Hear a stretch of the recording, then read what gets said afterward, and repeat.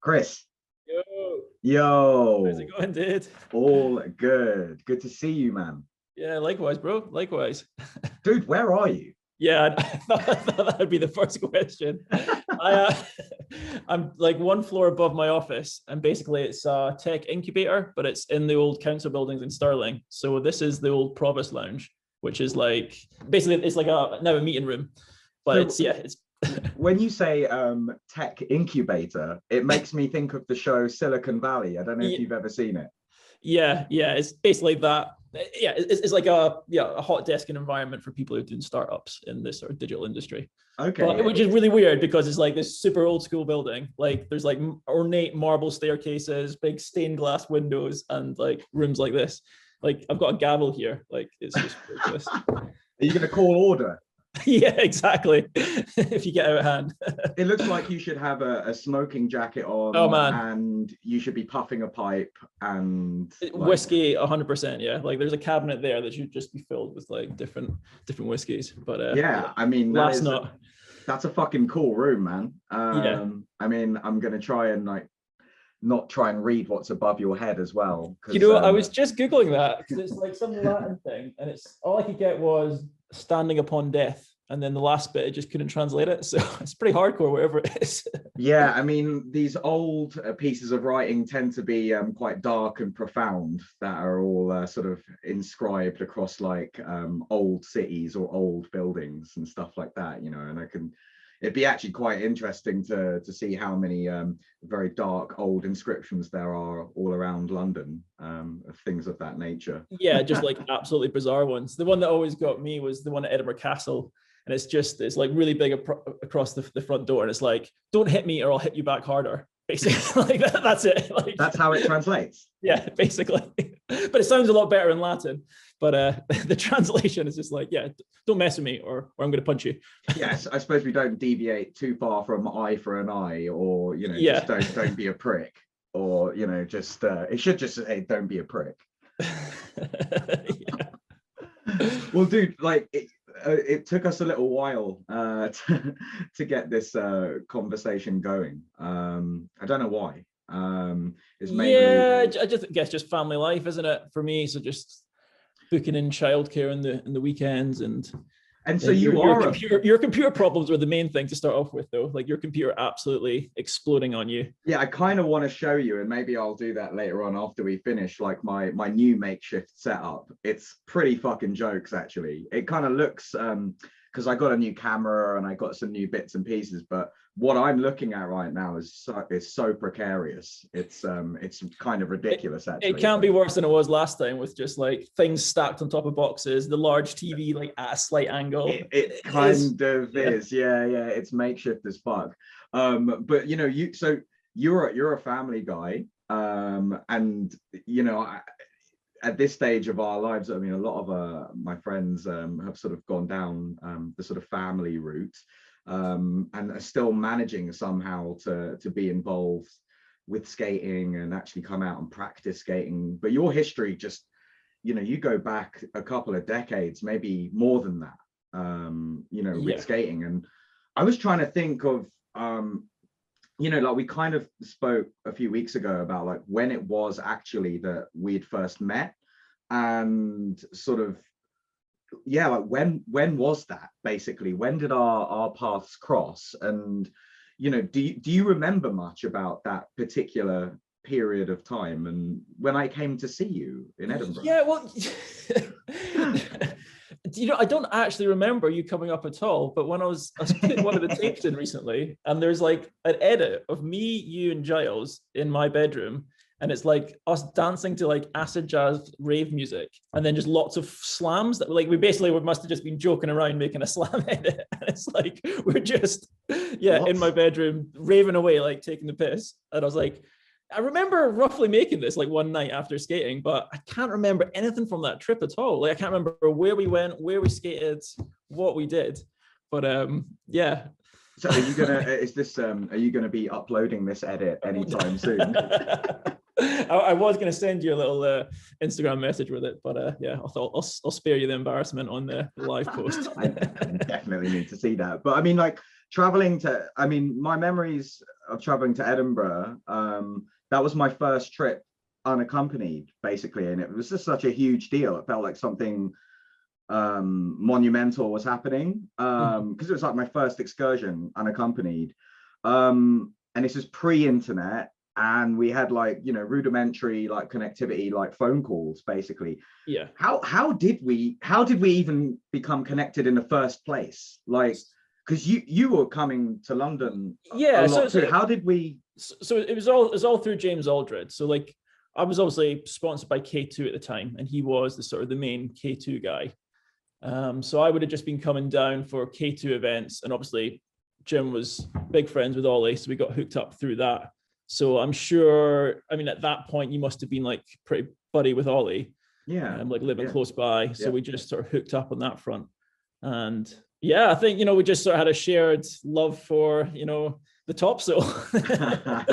Alley topsail, actually, I reckon. Yeah. I reckon that was our real, you know, intertwining, was alley topsail, and trying to do them as fast and as long as possible. Yeah, that is always the mission. Yeah, with everything, you cannot skate fast enough. You just cannot skate fast enough. Yeah. So like, so you were sponsored by K2 like early, but if we go like pre-sponsorship, right? So have a think about like the Scottish skate culture and the Scottish skate scene from like what, 94, 95? Is that when you sort of started skating? Is that how far back you go? I don't know, like the one date I've got in my mind is I know when I did my first handrail, and that was like May 20th, 1996 on the standard life rail. So I definitely remember that, and I've got a photo of that somewhere. What grind did you do? It's I don't know if you'll know it. It was in a Unity magazine, not the first time I'd done the rail, but the rail, it was, I think I did like a really horrible back farv or front farv in like some awful jacket in a Unity magazine. I hated the photo. I hated that they had it in there. But that, it was like this little rail that was maybe in like 5 steps. It's got a kink rail behind it with the glass banister, and it had like a drop into like banks on either side. Okay, I know it's an iconic early Edinburgh spot. I know that spot because I remember like Gav Nelson skating there. I remember him doing like a mute 180 over some barriers or some shit there, maybe, or like a long and down planters kind of thing. Yeah. It's the red marble edges, the red ones. Exactly. Yeah, he did a big 180 off over the steps. But yeah, I think it was in Unity magazine actually. It might have been a cover, but yeah. So like you remember when you did your first rail? I actually remember when I did my first handrail as well. I did my first handrail on my own, and I like didn't even do it. I just got onto the rail and then ran home. I think I've said this before anyway, but I ran home because I was like, I couldn't believe I got onto a handrail. It was completely absurd idea. Well, I used to think that like grinding wasn't a thing. Like I didn't comprehend how you could have your weight on a handrail.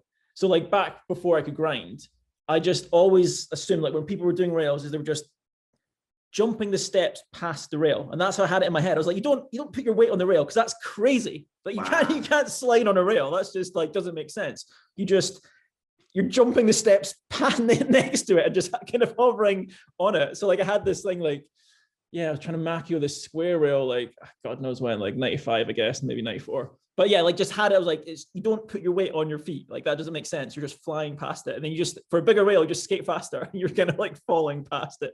So had you not like, so prior to handrails, I mean, that's really interesting because I think that speaks to like the various different physics that you have to like implement with skating, and the way in which, you know, you sort of manage your sort of forces onto like objects that you're skating, and like your positioning, your hips, like your center of gravity, like all of these different terms. But before actually doing handrails, I mean, you must have been doing like curbs and flipping like P rails and shit like that, right? Like, so yeah.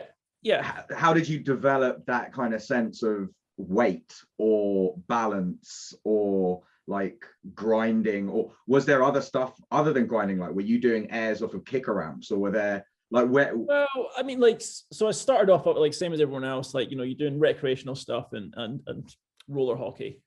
You started with roller hockey? Yeah, it was massive. I mean, Mighty Ducks, all that sort of stuff. Okay. So yeah. And then I remember being in town, we were just skating, literally just, it was at Sheraton Square, and we were just skating around because we used to just skate because we just love skating. And there was this guy called Fudge. He was like kind of sort of a big name in the, like, not that I knew at that time, but he was a big name in Edinburgh, and he was at the top of the Sheraton steps, and it's like a 11 set maybe, and he 360'd it, and I was just like, what the actual fuck? Like, that is amazing. Like, I just couldn't believe it. Like that, like you could do that on skates. And I remember like going back the next week, and I had every like sort of big jumper and jacket on. Like I couldn't even like skate properly, but I was like, I'm going to 360 those steps because I saw that guy do it, and that was the coolest thing ever. And I want to do the coolest thing ever. And I like made myself like go to the steps that he'd done it off, and like 360 them. And I like, that's what got me into aggressive. Like just thinking like I don't know, just it just blew me away like how amazing it was. Fudge's 360. Yeah, Fudge's 360 got me into aggro skating. Yeah, because it was just amazing. Like, so the way that was he an aggressive skater, like, or was he? Yeah. He was part of that sort of core group with Gav Nelson and Stoney and all the people that went up to Bristol Square that did all this sort of the grinding. So I mean, one of my most prominent memories from my first trip, my first skate trip. That was my first skate trip, really. There was another one in Birmingham, but I'm sure like Edinburgh was basically my first excursion out of the country for skating. But one of the most prominent memories is Bristol Square. And even when I got there, it was already like warm. It was really warm. Like a lot of extreme practice of various different like disciplines or sports or whatever had been done there. Like the ledges it was like, you know, an archaeological style waxing. It was like deep into the concrete. Like, so deep in there. Yeah, I mean, it was a skateboarding spot from like a long time before rollerblades were even invented. So, you know, when I started, again, I don't know exactly when I started going there, but yeah, it was a well-known skateboarding spot for sure. And then the rollerbladers had their corner, that sort of tolerated corner where they could skate with the monument. Yeah, I remember the monument and having the steps. And then again, like one of my like imprinted memories of you were like alley-oop topsoul on the top step. And like in terms of just physics, like what the body is capable of, I mean, obviously from what we were just talking about, we sort of fast forwarded maybe a year or 2 years or so, right? But the idea that you could get onto this top step, so it was like 1 level, 2 levels, 3 levels, and the top level was quite short. It was got tapered in, didn't it? Yeah. But it was just so awkward, so high. And the idea that you could be moving backwards, like going alley-oop backwards on a topsoul round that curve. And I think you may have done rewinds out and stuff like this even then, was just so wild to me. And it is. Well, we sort of spoke about this though, because like, you know, Bristol was definitely a hard to love spot if you weren't from Edinburgh, for sure, because it was just like short, like it's got that curve, lots of big gaps in the ledge, not the best run up. If you're coming at it from like the square side, you're just going straight into like the wall afterwards. But as a training spot, I love it, like absolutely love it. It had this thing where, you know, literally you could just start on the first, as they're called, the first, the second, and the third. And, you know, if you miss a topside foot, you've got like 1 foot and it just slips and it just rolls against the other ledge. So it was like perfect thing to learn things. So I learned topsides by doing unity grinds and then just changed that unity to a top acid. So my first topside was a top acid because I was like, all right, yeah. So I'll just do the unity and then I'll just move that foot. So I think I might have even done alley-oop top acids before I could do alley-oop top soles. And then it's just that natural progression. You just go, right, work your way up to the third. So that particular monument at Bristol Square is actually really important sort of shape and setup for like your learning of grinds. Is that right? Yeah, and I always thought this as well, that actually it might have been a bit of a hindrance because it was so short. So when we went to like, you know, going to longer and longer rails, I was so geared into doing short things. You know what I mean? So I've got that natural, you know, like 1 second, oh, right, now you need to try and spin off. So there was like an adjustment to be made because of that. But it definitely helped to be able to get onto the tricks, I think, you know, because you could just sort of, you could skate, I don't know, there was something about it. And like learning true spins on it because you could skate over it as well. you're basically doing a dark side. Dark side. You know what I mean? So then I remember you doing that. Yeah. I remember you sort of approaching it as if it was basically dark side, and we know that allows you to get onto true top sides, particularly. I mean, I'd hasten to say easier, because for me, it's kind of just a different approach. It's a different technique. It's a different way to get on it. It's how you deal with it in your head, though, isn't it? It makes it mentally easier somehow. If you just flip the spot. If you're thinking, I'm just locking on a sole like that, rather than, oh, I'm jumping around and I can't see where my foot's going. It's just a mentally easier thing. When I first saw top soles, I was just like, it's like a sole, but like that.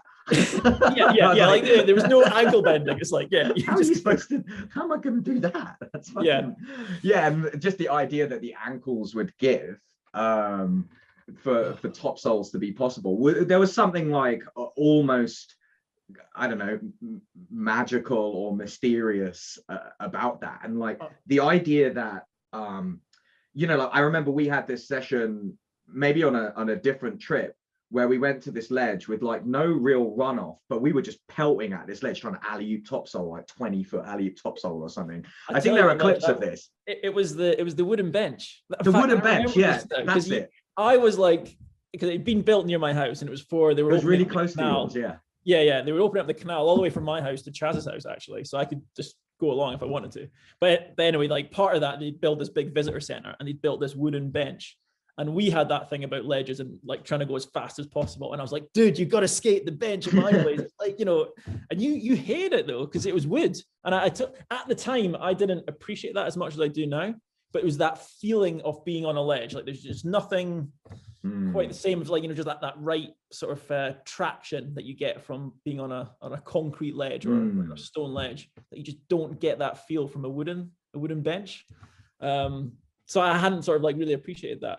But yeah, it went straight into a wall as well. That was the other thing, like literally. But that's the thing, because it was a long bench, you were sort of hoping that you were slowed down adequately by the lengthy grind, so the slamming into the wall like didn't really matter. But that's like a really important aspect of like skate experience, isn't it? It's like what texture, what feeling, what's underneath your feet, what's coming through the skates through you, how does it feel, what's the biting point? I mean, using like a kind of a driving term there in a way, but like where's the physical give? Where does it give you like energy? Where do you have to like kind of really force things through, that kind of thing? Yeah. But yeah, I mean, going back to Bristol and the sort of deeply ingrained waxed kind of rounded edges that were like all over that square, and particularly of that monument, that's a kind of a grind where you would never even have to put wax on it. You just trust it. You just and I suppose you had like an implicit trust of that spot. Like if you missed, well, it's okay, I've got my ways out. If I do miss, I've got my contingencies if I miss my top side. And you sounded like quite methodical. It was almost like the obstacle or whatever, the monument was it was incremental. It was helping you develop by its very shape, like one level, 2 level, 3 levels. Exactly right? That. What was because you'd mentioned that you guys kind of had, or the inline skaters kind of had their corner. So what was Scotland like, or maybe narrowing it down a little bit more to Edinburgh, what was that like in terms of any kind of frictions about who's doing what, like skateboarding, inline, like is the overall Scottish culture more allowing for what you guys are doing? Or I would say certainly my experience in Edinburgh is it was a lot more allowing for it, for sure. Saying they tolerated us is not the right word. I mean, there was absolutely no problem, and a lot of the skateboarders were good friends with the rollerbladers. But certainly at that time, I remember there was a lot of beef from skateboarders in general. Just not my experience in Edinburgh, but like in different cities for sure. It was. Yeah, it wasn't exactly the most loved sport. What was your like? I mean, actually, I was, because when I think about any kind of tension like that back in the day, it wasn't really in my view that, from like a historical point of view, that skateboarders might feel that there was this wave of practicing of skating that was commercialized and sort of took a piece of the pie, so to speak, and was kind of like a I don't know, like a poor version of what they were doing, or it was like trying to emulate. Like it couldn't get away from it. I mean, it was, you know, it was borrowing so many elements off that culture, and it's sort of like, you know, skateboarding had been around for so long and sort of earned its status, I guess, and rollerblading, it just sort of popped up. And I can totally get their side of view. You know, it's similar to like when scooters first came out. You know, it was that like, wait a minute, this isn't a thing. So I can understand that, but you know, with maturity now, it's like each to your own. It's like, well, it doesn't matter what tool you're using, as long as you're, you know, creating with it and doing something great. And was that like a viewpoint, like a skate world view that was held by you guys together, skating in a place like Bristol Square? Like, I mean, you said like people were cool, right? Yeah, I think there was definitely a mutual respect, and it helped that there was like some good skaters. I mean, like, so Gav Nelson. So like, you could just, doesn't matter who you were or what sport you did, you just had to watch him skate, and you could instantly appreciate that. It's like, yeah, that is worthy of respect. And I think that you know, that had a big part to play in that. Well, you know, people have massive parts to play in skate scenes and the overall development of the culture. And, you know, you've mentioned Gav Nelson, and he would certainly be one of those people. And my awareness of Gav Nelson was really through magazines, through Unity magazine, was through his connections with Solomon as a skate company. And just like being this guy in kind of a different league, he just seemed to be in a different league. He seemed to be like, I don't know, like just doing moves at a level of comfort and a level of ease, and made it look very stylish, but he was really burly. It seemed like he was really gnarly kind of dude. Well, that's the thing. You know, he really held his own in park, but was a street skater, you know, in his heart. You know, it was that sort of ideal combination. He skated fast at everything. It's such a good style. And just a great guy as well, like, you know, super motivational, you know, really like, you know, encouraged you. I remember like the first time I got, because they would all meet up, they had their crew, and you would just go to Bristol Square, and you would just, you know, so Gav is from Edinburgh. Gav is from Edinburgh. Yeah, Gav's from Edinburgh. Yeah. So yeah, we used to just like go there all the time. And I remember like they would always go off and then do their, you know, exclusive sessions. And there was like that one time they were like, oh, we're going to maybe like the Scottish Widows Rail. It's like, do you want to come along? And I was like, me come along? Yeah. Like, yeah. Sort of like getting welcomed in like into the crew. And that was like, yeah, that was a great time, like to experience that, to be sort of welcomed into that level of skating, or what I saw. That was like the top of like what I could aspire to be, you know, in the cool crew at Bristol Square. It was like, who was the cool crew? Who else? So it was this Fudge, crew? Stephen, Stoney, Cunny, Gav Nelson, and I think that's all I can remember. Yeah, there might have been a couple others, but yeah, they were like the core group. Is that group older? Are they older than us? I think they're the same age. Yeah.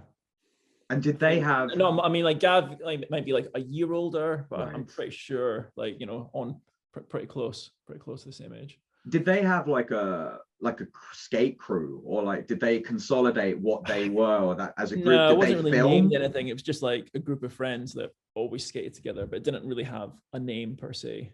Was there like filming and shit going on at this back time? then, no. I mean, like, this is like pre-cameras. Well, not like cameras existed, but that's not why they did it, you know.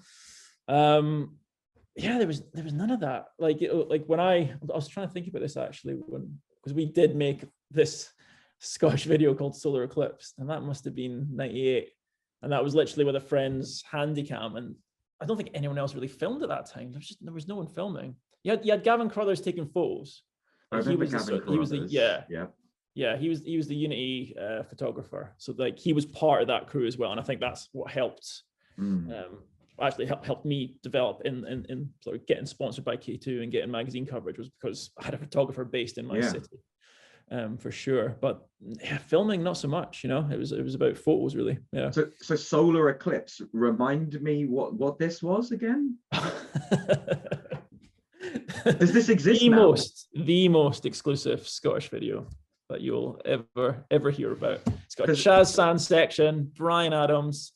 It's got it's not got Doughty in, but it's got Bandaid, and it's got it's got some hammers in there, man. Fucking Bandaid. Yeah. Do you remember Bandaid? No. The thing is, when you mention Fudge, it is the foggiest of foggy sort of, that name just rings a bell. And I know that like the Scotsman always had like there were more nicknames going on. Yeah. In a way. But yeah, Bandaid kind of rings a bell as well, because it's just kind of that's fucking jokes, like Bandaid. How are you gonna forget Bandaid? I actually have no idea why he's called that, but he was sick. He I was watching some like clips of him the other day, and he was doing like switch a natural kind grind on St George's Cross, and then switch a natural alley-oop soul, and like doing them like proper like. So Bandaid was fucking amazing, right? Oh yeah, fucking amazing. Fucking amazing. So that's why I remember Bandaid, because it's just like, this guy's fucking amazing, but I don't even know this dude's name.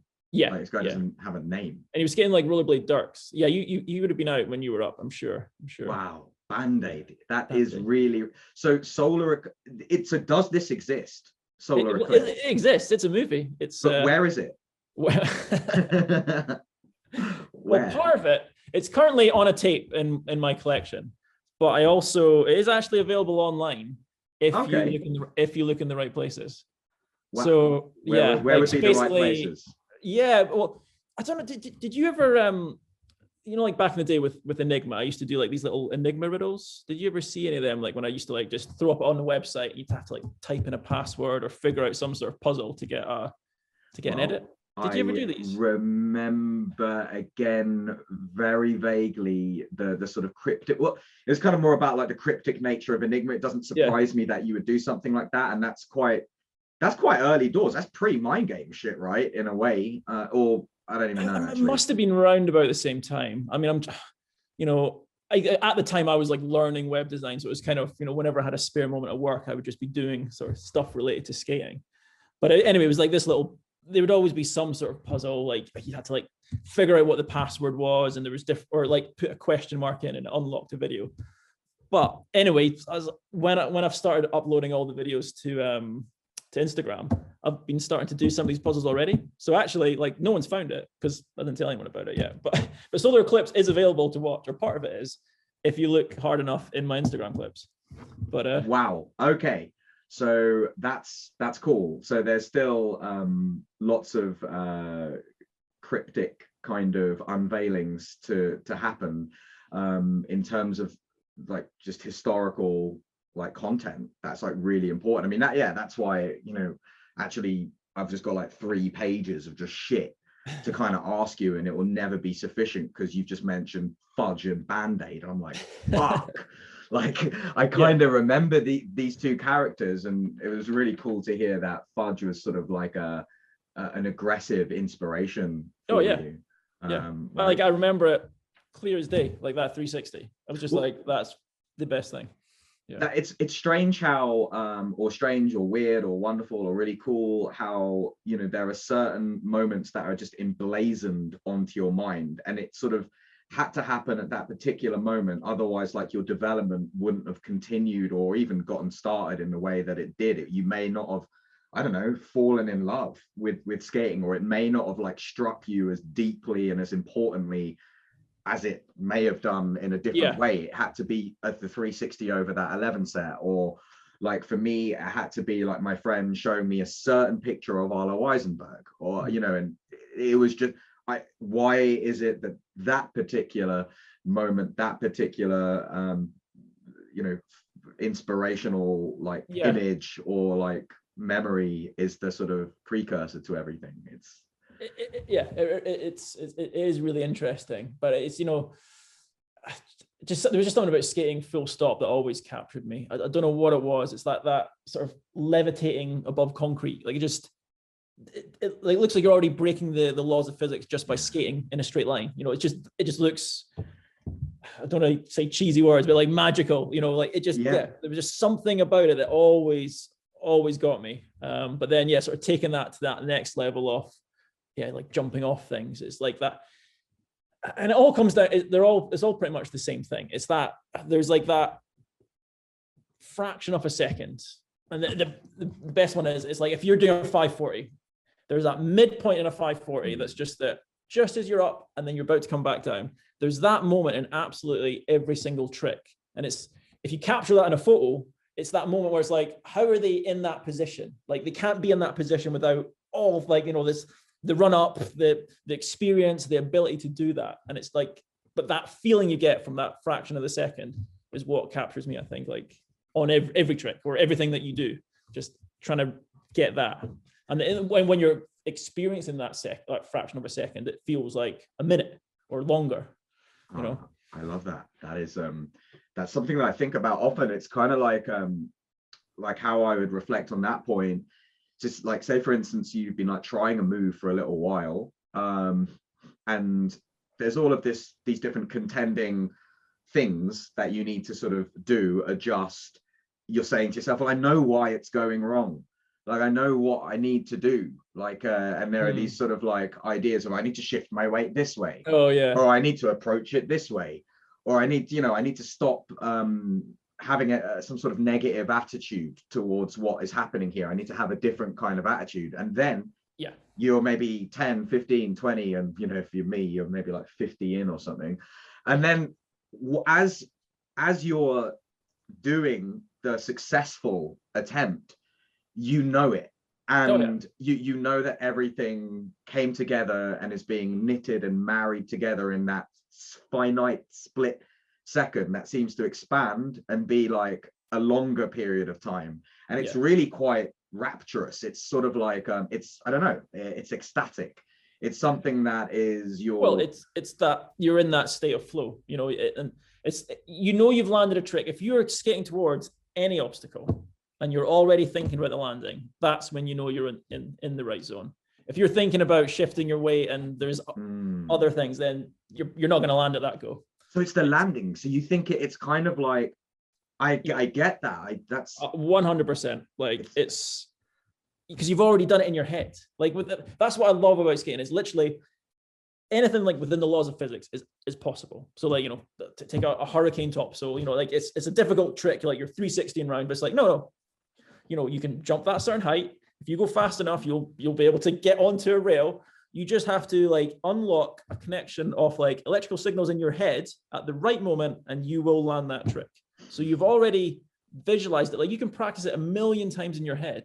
And that's all you're doing, is you're like taking the imagination of doing it and making that into a reality. So if you can just do that, it's almost like you're switched off from it. You just let your body do its thing. And yeah, you have to be 100% focused on the end of that. You know, if it's a rail, the end of the rail, or a gap, you know, making it over that fence. But that's ultimately it. I've always found that, you know, if whatever the trick is, I have to be already thinking about the crack at the bottom of the steps, or you know, not thinking about it, but like, no, I totally get visualizing that. Landing effectively. And for me, it's sort of like the idea of there being like a closing gesture as I'm rolling away. So I've spoken about this kind of idea of like the kind of body language and, you know, how you like kind of represent yourself after the move has been done successfully.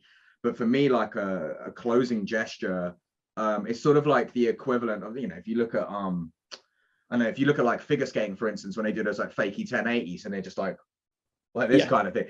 But, you know, everybody's got their own like kind of signature when they've done whatever they wanted to do. So it's like, you know, it's almost like a kind of a relief, a comfort to get into your like closing gesture. So I'm like, well, I've got my closing gestures here and I do need to avoid the crack. And by doing that, you know, I'm going to adopt this position. And that's kind of what I'm thinking about to get through this like harrowing tornado topsail or whatever. If you're doing a handrail or something, it's just like, fucking hell, it's a nightmare. I could bagpipe the rail. I could split it. You know, and that's that thing, is like, if you're like centering in on and all of that stuff, I've made myself fall so badly. It's just like, well, no shit, you were thinking of like eating shit. So of course that's exactly what likewise, if you can visualize landing a trick, you can visualize not doing it and then get into that same mind frame where you're not going to do it. You know, I was watching footage of me the other day in Barca trying to negative fish spoon on this rail, and I can see myself going into the negative spiral, and I'm just watching it going, you should just fucking stop it. The negative spiral. Yeah, exactly. Yeah. It was just, I kept like, either splitting it or missing it and then somehow hitting my hip. And then I had it in my head that I just kept having that same fall, which is a fall you shouldn't have trying a negative fish brain, like this weird miss your negative foot, but then still hip it. And it was just, it was painful to watch actually. Like, because it was like raining as well, and everyone else had stopped skating, and they were like all under a tree, and I could sense their frustration of like, oh man, why is Chris like, why is he like still trying this trick? You know, I'm slipping on the run up. It's all like, yeah. Would you be shocked to hear that I have never in my life done a negative fish brain? Oh man, I love your description of that particular scene, because I have many times subjected my friends to like this scene of trying something and then getting increasingly more frustrated. Bringing a kind of it's in part getting hurt. Like getting hurt is just, you know, when you're getting chipped away at, you're getting eaten away at, the pain's kind of coming up into your awareness saying, I'm here, motherfucker. And what, you know, I'm chipping away at the sort of your ability to complete this. Actually, like I'm becoming more of a power in this situation. And you're like, I know you're there. I feel you. I can't avoid you. Pain is the most truest thing in the world. It's like playing Street Fighter, and you've just got this bar at the top, and they will get to a point where it's just done. You know? You just don't have a visualization of it. That's the only problem. You know, how crazy is that? I mean, again, it's like I wrote like an essay about this move that I did a few years ago in the video Devotion. It was kind of the ending trick in Devotion.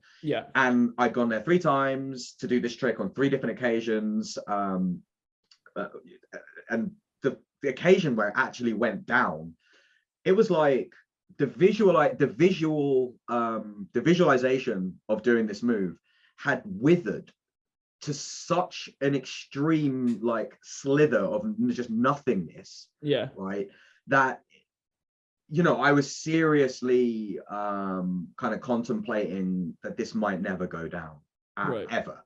And like if I couldn't do it on this occasion, that it amounted to such a monumental failure, and that, like, you know, my powers of visualization and of, you know, my knowledge and experience of the physics of skating and like all of these things that we've just been like kind of touching on, like had been defeated, and like I'd just been defeated, and fucking somehow and I kind of wrote about it because for me it wasn't really about like the fibers in my thigh muscles or like my hamstrings, or it was just such a like a mess of like psychic kind of like energy lived through my body in that moment that allowed for that move to happen. It's barely indescribable, even though as I'm trying to describe it now.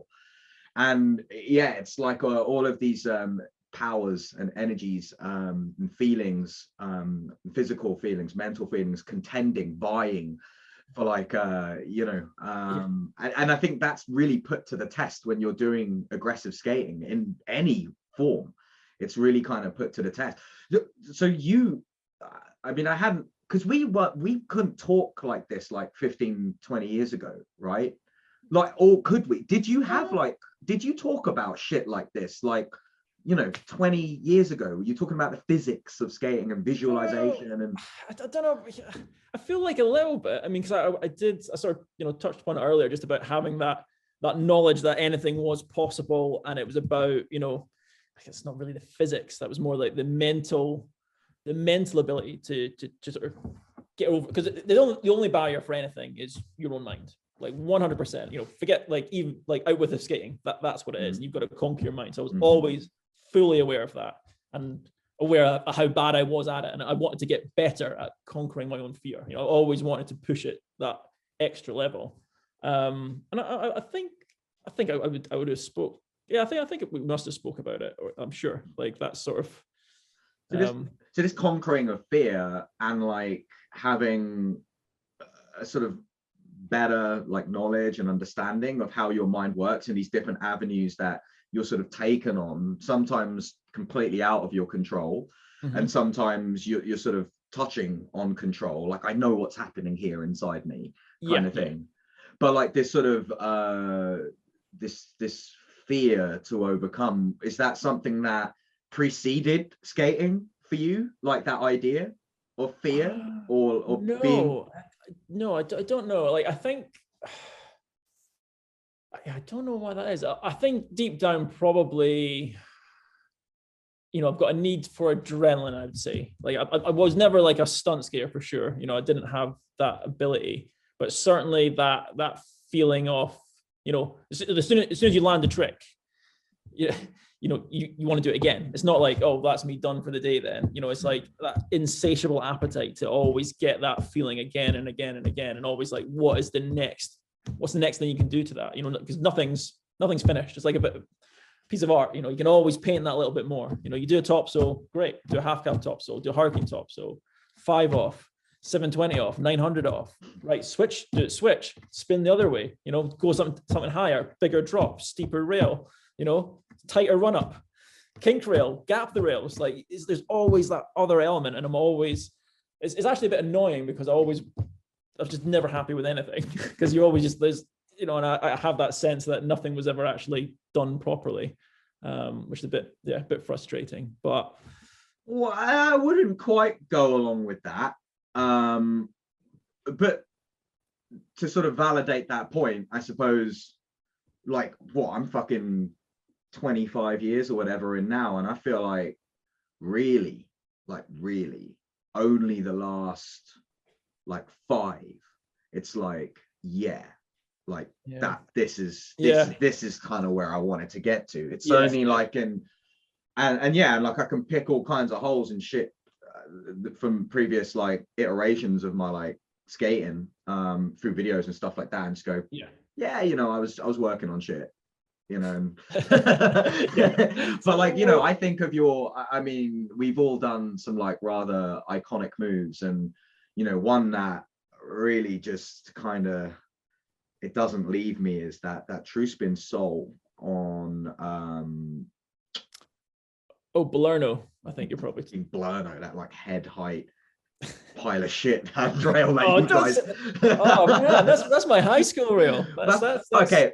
I retract that statement. I'm trying to compliment you in saying, like, I have no fucking relation to like being able to like approach a handrail with that sort of like confidence, to true spin soul, like a high down rail like that is such a high kind of achievement in skating, and it always will be. There are some moves that like you can't fake it. Like, you can't actually fake the value points, I don't know what I'm trying to say. The value points of a true soul are high. It's a high metric move, in my opinion, really, right. on anything. You do it on a curve, it's like, true soul. If you do it on like, on anything, tell me the people who have true soul down ledges, and I'll fucking wait, because there hardly are any. It's not a go-to move for like down shit, really, down rails and stuff. Not many people want to do that, and and I think it's just such a high value. I don't know, but I get, because it's kind of that midway point where, like, obviously, like true Mizzous are the budget true spin, where obviously you're just doing a back royale, kind of easy, right, and then like if when you're doing a hurricane or like a true Nugan or something, you're spinning around so much that you can actually spot your landing. So I guess there's always that rib difficulty of a true soul, especially on steeper things. But I don't know, like, It was all right. I was trying true soil. That's the thing that gets me. Like, I actually 100% was going for a true spin soil. So on that attempt, because I always remember like the sort of really epic, sort of like operatic, kind of end of the world, like Armageddon style music that we used to sort of have. And I remember just that music accompanying that move. That to me, that move just has like the fucking operatic accompaniment to it. And it was just like, rightly so. It's fucking epic. It's epic to get onto a rail like that. I don't care like what you meant or whatever. What it looked like was a splayed out, fully positioned, appropriately positioned true spin soul. And, it's like, it is an iconic move, like, I think in skating, really, because you could count on one hand, really. Maybe not count on one hand, actually. there's a few people who've done decent true souls, but there's not many. There's not many who've done decent true souls on like long, high, awkward, you know, and Scottish rails are just, you know. There's always something, isn't there? There's always something with a Scottish. Always something. It's fucking horrific. I mean, I think you know, my first jaunts to Scotland, I think I would, and I need to come back, because for me to apply like my skills now to like Scottish terrain, I think I'd fucking love it. Yeah, and I think, yeah, you definitely would, definitely, yeah. But you know, it was awkward beyond you know, surmounting, you know, when I first came to Scotland. So the idea that you guys were getting onto handrails like that was really wild. You're like all excited about coming up, and then you're like, what are these pieces of shit you're skating? Like, yeah, I mean, I was just more juiced that that it was coming to see you, and then we were like developing a closeness that actually involved you coming to London a lot. And actually, you know, I'd gotten thinking about you over the past fortnight a lot more so, because I mean, obviously, like, we'd planned to do this, but I had been hanging out with James a little bit, James Kite, and then yesterday and the day before, I was also hanging out with Barna, right? Cool. And so like we got into some conversations about early Albert Hui, and obviously, like, you know, K2 style with Albert and all that kind of like early crossings over and coming into London. So you came to London a lot, right? Yeah, my memory is like at least every second weekend. Yeah. Just getting the train down. Yeah, I used to, just jump on the train. There was like some sort of family card that we had, so it meant that if you traveled with more people, one person had to be an adult, like over 16, and then as long as other people are under 15, they traveled for £2. Because Kia's dad, so I mean, yeah, big shout out to Kia, to big fucking Lindsay, big right? Linda. Big fucking Linda, absolute legend, crushing skating right now still. Yeah, I think his dad had like, didn't his dad work for the railway? Was that anything? Did you guys get tickets through Kia, or there was just a general? I don't have a recollection of it, but you know, it might have happened. I mean, he definitely was down on some of the London trips for sure. But I don't remember. But was there a hookup? I can't remember. I feel like I people got like hiding under tables and like all like whatever you can do. Burying people under bags and shit like. That's like a long ass journey from Scotland, though, right? I mean, so you'd come every other weekend. Yeah. At that time, like, were you working? No, like, I mean, at that time I was still at high school. I mean, I didn't start work till '99, so this was just like, straight from school. So I like finish up on the Friday and like go straight to the station and just come down. What did your parents like? Because I didn't really meet your parents too much. Because I remember when we came, we almost like, I don't know, this is fucking weekend sleepover. I didn't really remember an awful many interactions with your folks. But what was their take on how skating was going on like these every other weekend trips to London to do what? Like, what were they? I mean, they were great because they were just like, you know, they let me do my own thing. They weren't obstructive in any way whatsoever, and I don't think they probably understood it fully what I was doing. Maybe you know, if they actually knew what dangerous things I was trying, they might have not been quite as good. But they were happy. They were really open for me to sort of just travel around. Really open for that, because I remember they used to just send me off places. Like, you know, like we used to go over to the States, just me and my sister, and I think we were, I feel like, super young. Some were like maybe younger than 16, and we would just fly out to the States and, you know, stay with some family out there. And happy for us to just sort of go off and explore and do things. Never a question. Like, for instance, for my DNA profile, like I was supposed to be doing my English exam. Like literally it was like the day of the flight or something like that. And I was like, well, I'm not going to do that. Yeah, I'm going to go to the States. So they're like, okay, yeah. So yeah, they were just happy that, you know, I'd found something that I enjoyed doing and, you know, had a passion in. So. It's slightly stressing me out, this exam. What did you do with the exam? Just didn't go. This is GCSE. Well, our equivalent. The equivalent. Yeah. Just didn't do it. So did your school? Were they like, do that? Well, I think that, you know, actually, I think I was supposed to ask, and I just didn't, and I just went. So, you know, it was more important for me. Like the other thing was I'd already lined up a job. So my art teacher had suggested that I went for a junior role at an architect's firm that her husband worked at. and they sort of interviewed me, and they effectively offered me the job. And I was like, well, okay, so I've got a job lined up for when I come home. Do I need this English exam? No, But even if I didn't, I think I would have went, because like at that point in time, the most important thing was skating. Like nothing else mattered at all. So you would have been 16 at that point. You would have been 16? 17. 17. Yeah. And so you shot a DNA profile. DNA was a seminal sort of British skate publication. With sort of Lee Mart and Marcos Allegria at the helm of things in terms of photography. I can't remember, and Slack as well. Slack and Danny Chan was there, and as well? Steve Chan. Steve Chan. Because Danny Chan. Confused. Well, those are the two Chans who the were part. Two Chans. There's only two. Those are the two Chans in London skating. Steve Chan was definitely involved with DNA magazine. Right.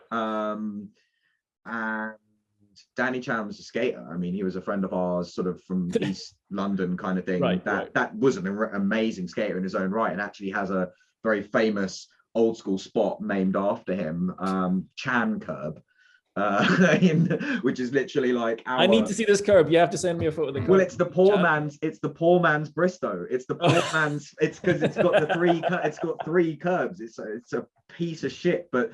We just, it was more about just socializing and chatting shit than it was about any serious skating. We'd play like Buster Move there and stuff like that. But yeah, so DNA magazine for me was a huge thing. It was like the UK Daily Bread, basically, because it seemed to be of a slightly different aesthetic. It seemed like the photographs and the print quality was of a higher level. And yeah, like my first exposure in anything was DNA magazine, and that was. So were you not in Unity first? Nah, dude, I was in DNA first because I was going to the two skate parks, Vertical Skate Park in Hayes and in Northfleet. Vertical Skate Park went from a place in London called Hayes to another place in London called Northfleet, and that was when I think, and I was going to Roadrunner as well, Roadrunner Skate Park, and I think just by going to those central like skate parks that like everybody would flock to, they were indoors, they had good ramps, well-built ramps, professionals would go there basically, or people who were fucking good at skating at least. And I think that's where like my skills, I guess, got noticed, and I think it was just by way of that I was approached to sort of say, do you want to come on a session, much like you were invited to go on a session with Fudge and Fudge et al. I was invited to go on a session with the first time was with Lee Mart and Sven Bockhurst. I went I was down when you were there. You were there. I was there. You were fucking there. You were there. I remember that. It was I forgot, in Nat West. Oh, not Nat West. It's the one where there's the. It was Victoria. We were at Victoria. I think we were at Victoria. And again, I remember you doing like some kind of alley topsoul somewhere. I think. That would probably happen every day. Everywhere. You were doing all kinds of alley topsouls. And Sven was this like. I mean, he was in a different universe to us, and he still fucking is. It's insane. But that was he was doing. It was. I remember that because he was sort of known for being a park skier, and then he was coming out and he was doing like proper true fishes on street, like on proper. And we were like, "What is this? What is this? Who is this guy?" And from the cloth of like a Matt Salerno or a Tim Ward or a person who was skating street vert, handrails, like coping 20-foot airs, like that, that kind of thing. Sven was that guy. But I mean, that was my first, like, I'm sort of like skating with professionals. Like I'm skating with, this is a professional photographer, that's a professional skater. Oh, there's little old me here. And that was the kind of getting going of things for me. And I think then I went on a photo shoot with Lee and Albert and Stephen Manderson, aka Professor Green, and that was my first photograph in anything, in a magazine. and I was just doing a topsole on like cheese wire rail in this really famous in the Brunswick estate in Russell Square in London.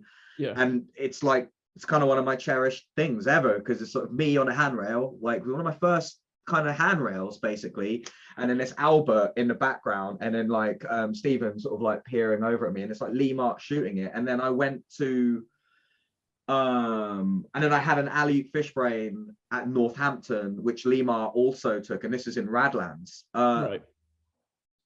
No, this wasn't in Radlands, this was in Birmingham. This is at like the finals of a contest series or something.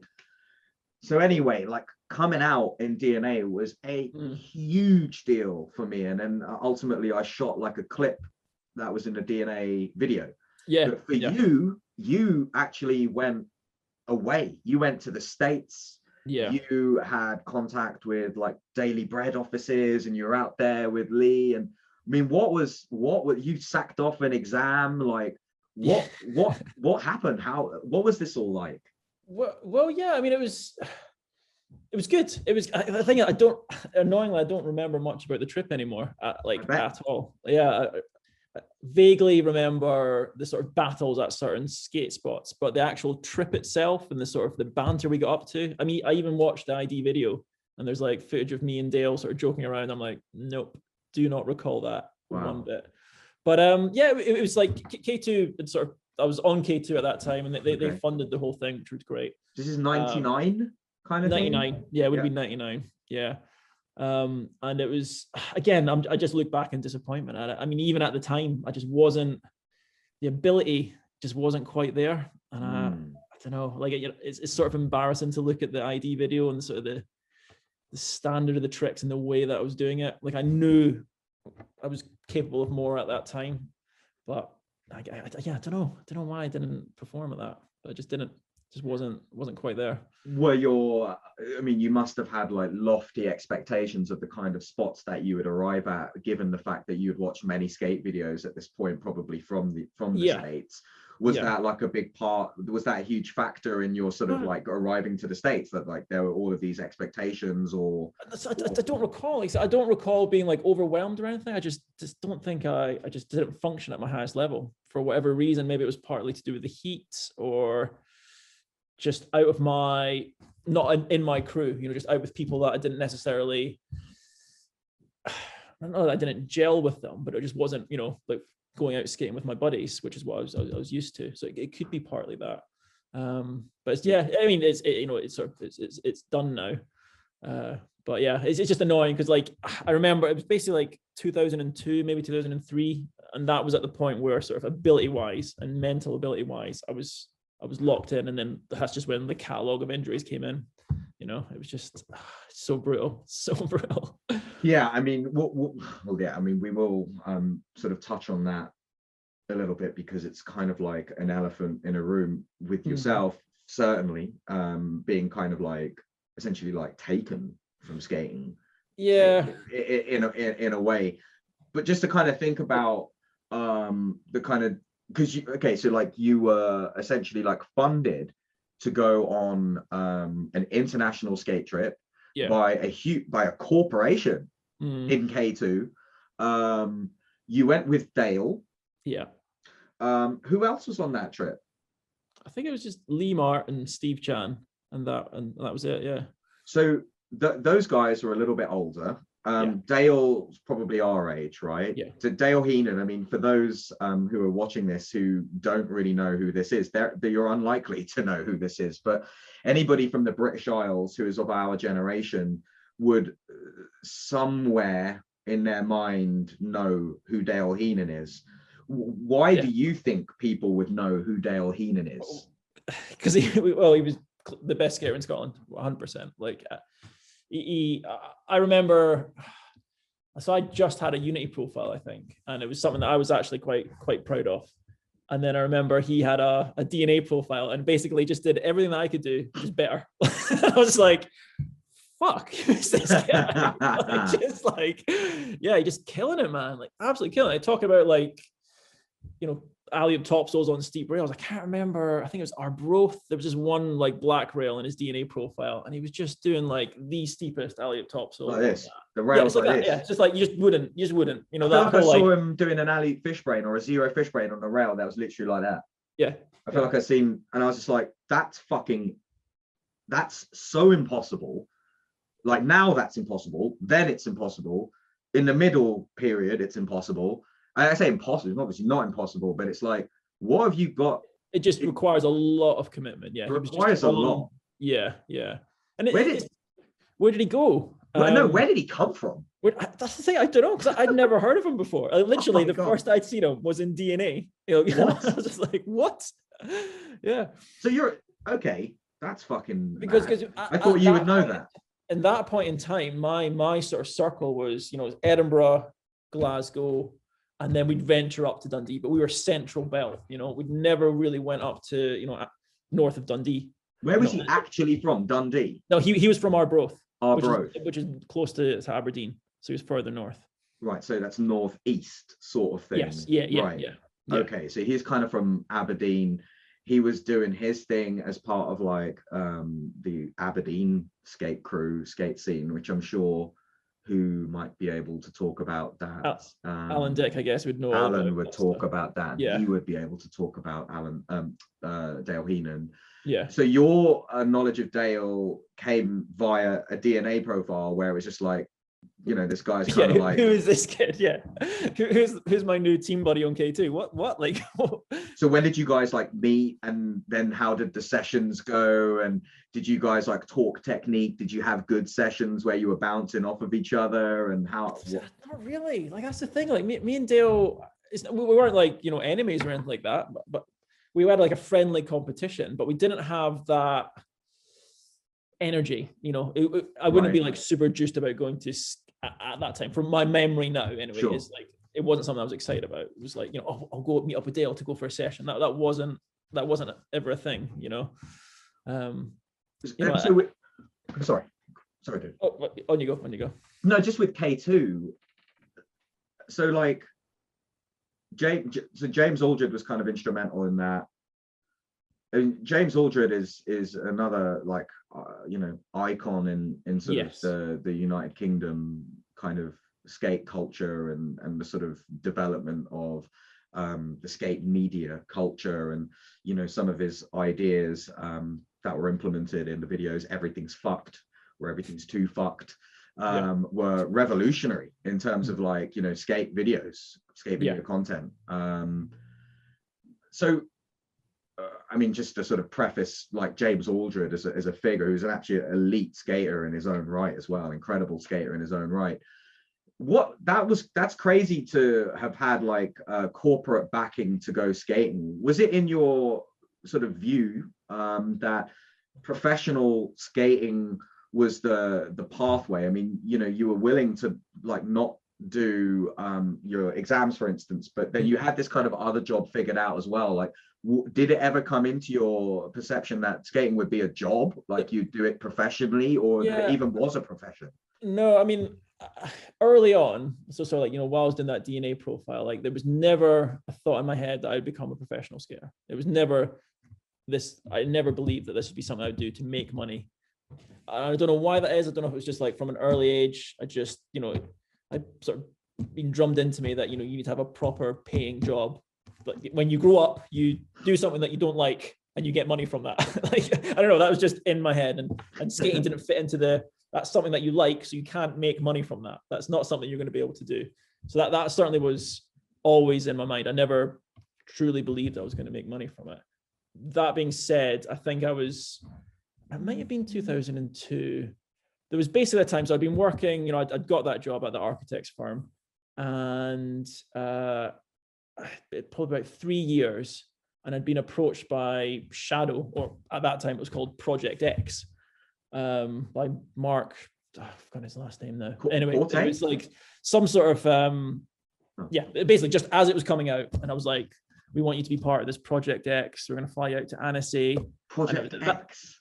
Yeah, that's what Shadow was called with Salomon. Yeah, like it was called Project X. And I was like, fuck, actually, yeah, maybe I could do this. And then they're like, at that point, I'd like been doing like designing websites. We're like, oh, we're going to be releasing a website. You could do that for us. You know, you could let us know what your freelance fee is. And I was like, shit, this is my chance. You know, and that, I think, you know, Ollie was doing quite well, and Chaz, I don't know if he'd been picked up by Salman at that point. He must have. And I was like, yeah, actually, this is it. I'm going to do this. So, you know, I handed in my notice at my job. They convinced me. They were like, look, why don't you just take a 3-month sabbatical? You know, basically there's a job, you know, for you if you come back, sort of thing. And I was like, yeah, cool, whatever. Like, had no intentions of coming back, absolutely none whatsoever, until I went to Annecy. And like, yeah, I couldn't like, yeah, it was just heartbreaking, absolutely heartbreaking. Like, so they did this whole thing where, you know, they went over all the different bits of the Shadowscape. You know, Dustin, got to meet Dustin Latmer. You like met Dustin. Shane Coburn was on like a video screen, massive. Sorry, like, and where was this, Chris? In Annecy, in Switzerland. Right. Okay. Yeah. Right, okay. Is it Switzerland or France? Yeah, somewhere near France. Yeah. Sure. My geography is terrible. Yeah. Some sort of Salmon headquarters, I guess. And so it was like Jochen Schmuder, me, who was it? Wilfred Rosignol, and yeah, Dustin was there. And in yeah, person. So like I think I'm about to become some sort of pro skater. Dustin was there in person. Dustin was there in person, yeah. You, Dustin Latimer, yeah. Wilfred Rosignol, and Jochen Schmuder. And Jochen Schmuder are in the Project X boardroom meeting. Yeah, with Shane Coburn on a big screen. Wow. Okay. Yeah. Yeah. And then so there's exactly, yeah, awesome, as you may think. And then like, so they give it, you know, they show us the skate. First thing I think is, what the fuck is this? Because I'm in that, at that point in time, you know, I'm very used to like K2 razors, like big solid skates, and obviously Shadows was a bit of a curveball. Sure. Yeah.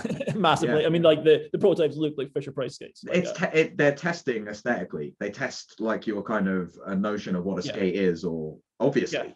Yeah. So I was like, okay, it was a bit skeptical.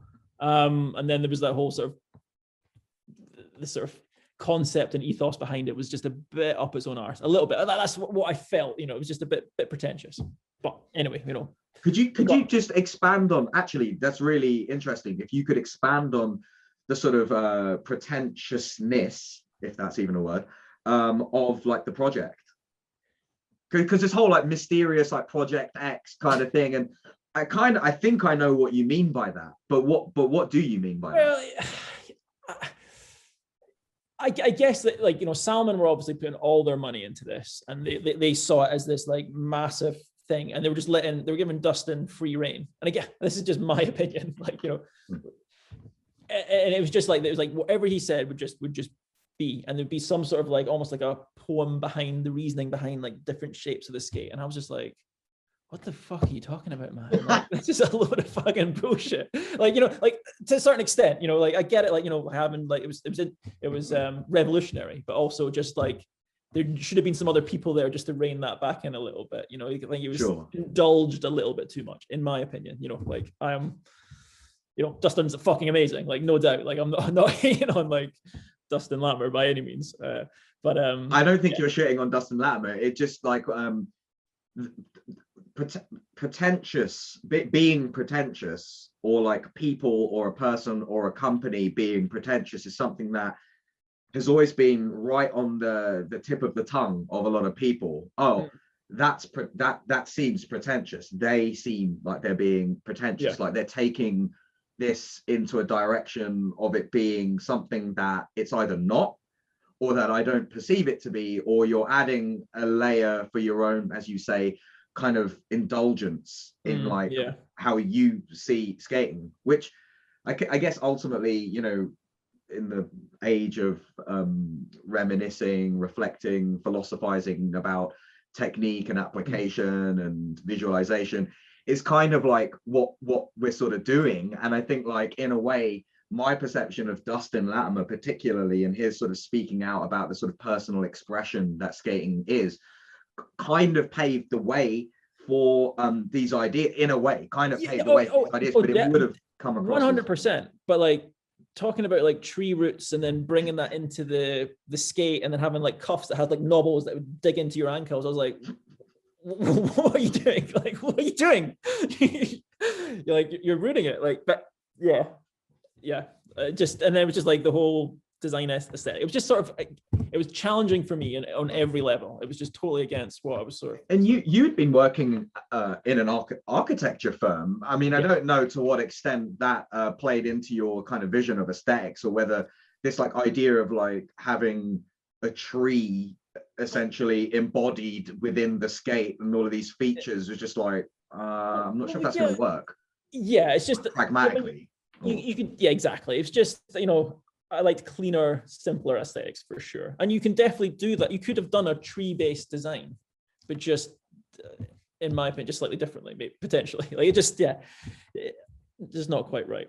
Was this No, sorry, dude. I was just going to get back to like the big reveal of the contract at Project X, where my heart sank into my stomach. When they'd like, so they give us all that, they'd done like the presentation of the trees, probably whatever, and they handed out these contracts to me, Wilfred, and Jochen, and saying like what they'd expect us to do. And I think like this wasn't me to be on the team, to be very clear. This was to be what was the term? An ambassador for them. Oh, the old ambassador. Yeah. So like up until this point, I wasn't quite aware of that. So I was like, okay, so that's different, noticeably different. And then, but yeah, so the contract comes out, and they're like, I remember like flicking over it, and they're like, right, and for all this, we're going to give you €2,000. And I was like, fuck, man, per month, that's not much. That's like what, £1,000, at that time. And it was like per year. And I was like, per year, you're going to pay us €2,000 per year. So at that point I was like, nope, just like completely switched off it. Never again did I even like remotely entertain taking skating anything into like a sort of career world, which is a bit of a shame actually, because I could have done different avenues. I think that would have been an interesting thing to do, but like that just killed it for me completely. Like I just never saw it as a path. Yeah, I mean, for you that must have been an absolute, making your view of like the working world absolutely certain that like, I can't be it's like this is relying on inline skating for food. Yeah, because $2,000 a year is not food. It was the euros as well, and at that point, so yeah, literally would have been like £1,000. So like £100 a month. 100 a month is just, I mean, that's essentially like pocket money. But I guess to sort of play like a kind of devil's advocate kind of role, I guess the expectations, I mean, I don't know what the contract said. I'd love to take a look at it, but like I find it, but I couldn't. I've been presented with a contract before. I can't really remember. I just remember signing it going, I don't give a fuck, I'm just gonna skate. Like, but this is before well, I mean, the sort of rise of social media and how commodified people are, and how much they can kind of like control their own commodification via like social media channels, and then how that pertains to the corporate world in this moment right now. It's completely a different thing. And actually, like, maybe at that point in time, but the thing is, it was coming from Solomon, so it's kind of like, look, you guys got like ski money, what the fuck? That's like, exactly. So, and so that, I mean, and that is, it's like, look, that's derisory, even if it's like we're at the beginning of like the roots of like the tree of shadow. Like even if we're at the beginning of something here, that's still like a derisory offer that's going to like turn a young skater completely off of like this pathway. It was an insult. It was like, what like you probably spent more than that just flying us out here and giving us these like steak tartare dinners. Like, it was just like, what the fuck is this? Like, why are you doing this sort of grand gesture and then like throwing this like sort of slap in the face? And then it didn't help then, like straight, like when we went out for like the test run on the skates, like I just hated them as well. I was just like, shit. Like, because they're just like so floppy, like just but yeah. So I obviously had no knowledge of this meeting that you'd had, so I'm really intrigued about this. What were the other lads' kind of feedback on, firstly, the sort of financial aspect of this, and then secondly on like the whole like vision of Shadow and the actual hardware itself? Well, so I came back with a set of the MOOCs, and I think people were kind of like intrigued with the MOOCs. I mean, that's when they were the instigator for it, but obviously like Kaiser brought out frames that were similar, the sort of two-wheeled frames. And I wasn't that against the frames themselves, and I didn't really discuss the money with people because it just wasn't, that's not the sort of thing that I did. It was just, here's a frame, so like, let's have a look at it. It did snap within a month because that was like one of the original ones. Snap about 6 or 7 sets of them. Yeah. But I was like, I just remember like when I'd sent in the email, like, oh yeah, by the way, it snapped. Like, yeah, we know. So I just didn't really talk about stuff like that with skaters, because like when I'm skating, it's I don't know, just I sort of separated other things from life. It was just like, if you're at a skate spot, you're not. I'm all about the skate spot. That's the main thing that's important. But in the meeting itself, like the meeting, you're presented with the contract, and I got this vision of you guys sort of, looking through, like kind of look at, and then you get to the crux, like you get to the, okay, this is the deal. It's kind of like, $2,000 a year. Yeah, to be fair, we might have like exchanged glances, but I can't. We didn't. It was like then we were sort of ushered off into a meal, and then we sort of flew home, sort of thing. And it was like, So there wasn't like a moment of disappointment. Yeah. I don't know. So you said they went ahead with it, as far as I'm aware. I mean, so you said Shane Coburn was like on a screen. Massive like projector screen. Yeah. What was it like getting addressed by Shane Coburn?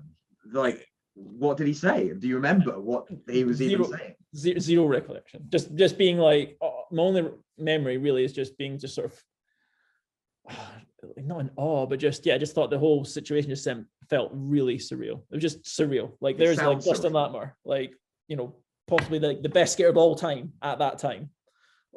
Most legendary skater. There's just as a physical person in front of me, and there I am, like in this weird like environment. So I think I was just sort of taken aback by that, really, just this sort of what was going on. I'd imagine so. I'd always wanted to meet Dustin Latimer. I reached out to him a couple of times over the course of the last 10 years since social media was really a thing. Just to be like, hi, like, just wanted you to know, like, fucking just revere everything that you've done in skating, so thanks for that. It's me again. You haven't answered back yet. actually he did on both occasions that I reached out. He did, like, and he was like really safe, so that was fine. So the Solomon Shadow, were you riding for K2 at this time still? No, at that time I would have been on Razors. I think it's got to be. So you were riding 4 Razors as well, right?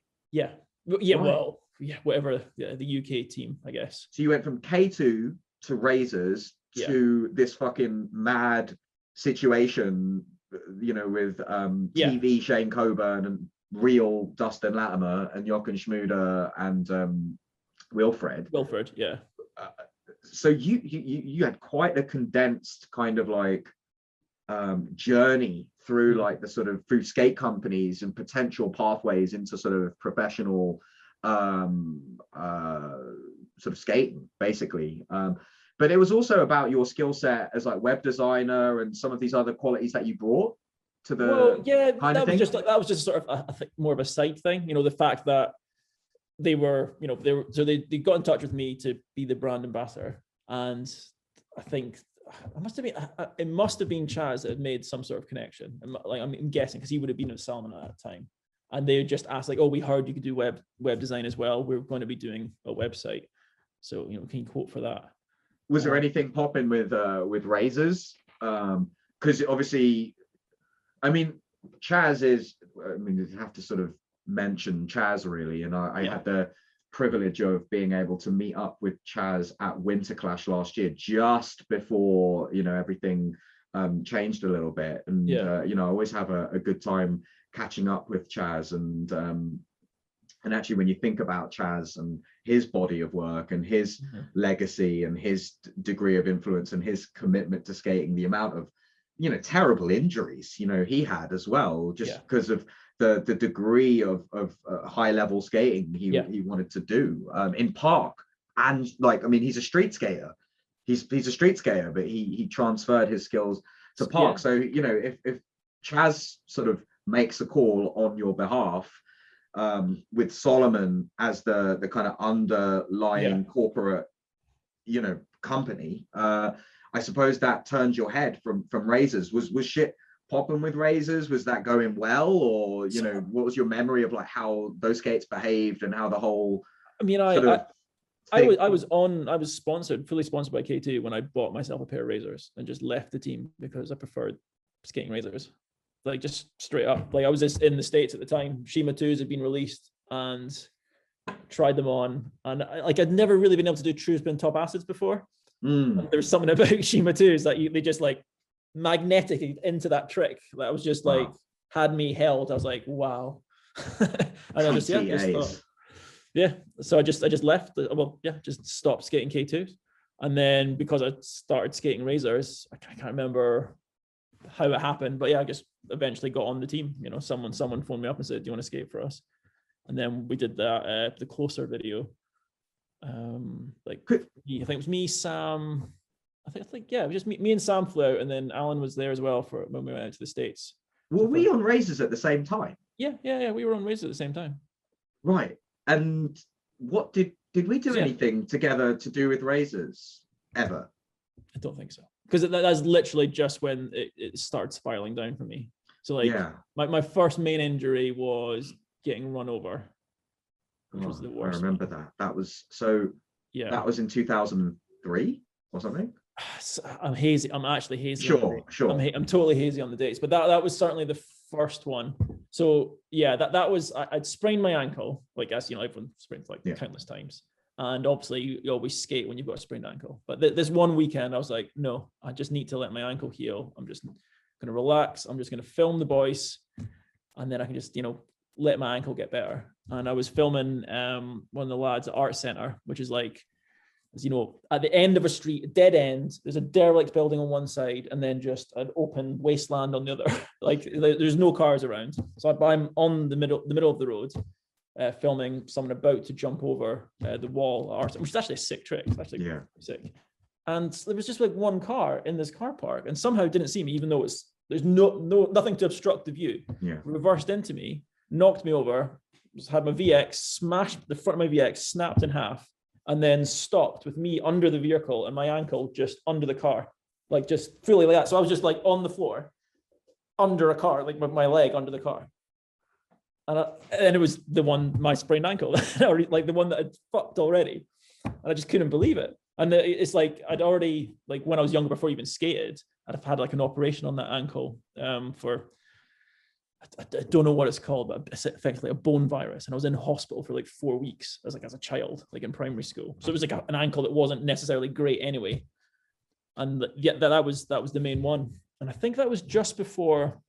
So it must have been before 2002, because I think that was the injury before the IMYTA, the one in Liverpool. And I remember being gutted that I couldn't skate at the IMYTA, because at that time, like, it certainly wasn't the most like, amazing spots, but like that particular ledge at the start, I was just like, fuck man, this is like, I felt like I could really have like sort of showcased my ability. It's a big moment in time as well for skating, the IMYTA as a sort of moment of our culture, growing into sort of, like real street competitions where you had massive attendance and, no entry fee as such, but just sort of celebrate and consolidated the growing street skating culture, and that, actually, competition can be more session-like rather than, sort of a kind of more rigorous judging scheme of things. And it was just something to really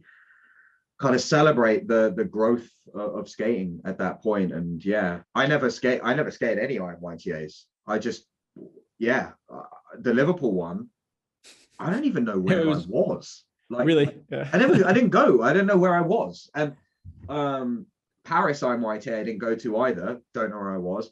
I can only imagine I was injured, or I don't know, I just didn't have any money, I guess. But it seems crazy to think that like I would have missed those two events. I don't know whether in my mind at the time it was just like, I don't know whether I was too nervous to go and showcase, as you were saying, really you wanted to be able to do that and you were gutted. And I don't know whether I was either too nervous or, I knew I was good at skating, but I was just sort of like faking it up until that point. So I didn't want to like, show myself in a formal scenario because I thought I'd get shown up or something, stuff like that.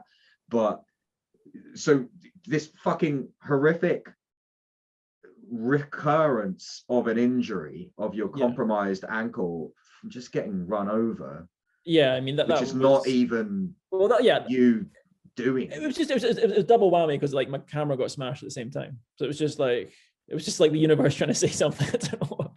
So like I had to, I can't remember, I was like $1,000 or something. Like I was moving house just recently and I found the check that the woman had run me over had given me like for £150 towards the repair of a camera. I was just thinking, like, in another life, like maybe I should have pursued actually. I don't know. It's just fucked up that I got run over and like literally. Yeah, well, I mean, that fundamentally changed my life in such a massive way. There's no money. There's no money in the world, I guess, that would fix the soft tissue and ligaments and other stuff that would have been irreparable in that joint. Yeah, exactly. I mean, I've hurt my joints. I've had horrific injuries myself, and there are like ramifications from those injuries in my life, and that's just the way that it is. But you sort of went on to essentially like aggravate the same space, the same body part, kind of thing. That was the one thing that happened to the ankle, and what that meant is that just basically gaps are gone then, because basically anything, even landing off rails, like I'll just feel it in my ankle, which is a bit of a weird thing. But so the impact, so like that was gaps done for me. But then I did my hip, so it did eventually heal. That ankle did get better, and I think it would be closer to 2003. And again, I might model up the injuries, but the one of the next one was my hip or my groin. And this was and again really frustrating for me because again it was at a point where, and this is in my head, I don't know what it was, but just something had clicked, and this must have been after the shadow thing, that I just lost all fear. I had this complete clarity. Like I was not like I definitely had lots of ability, had to gain lots of ability. There was lots for me still to learn.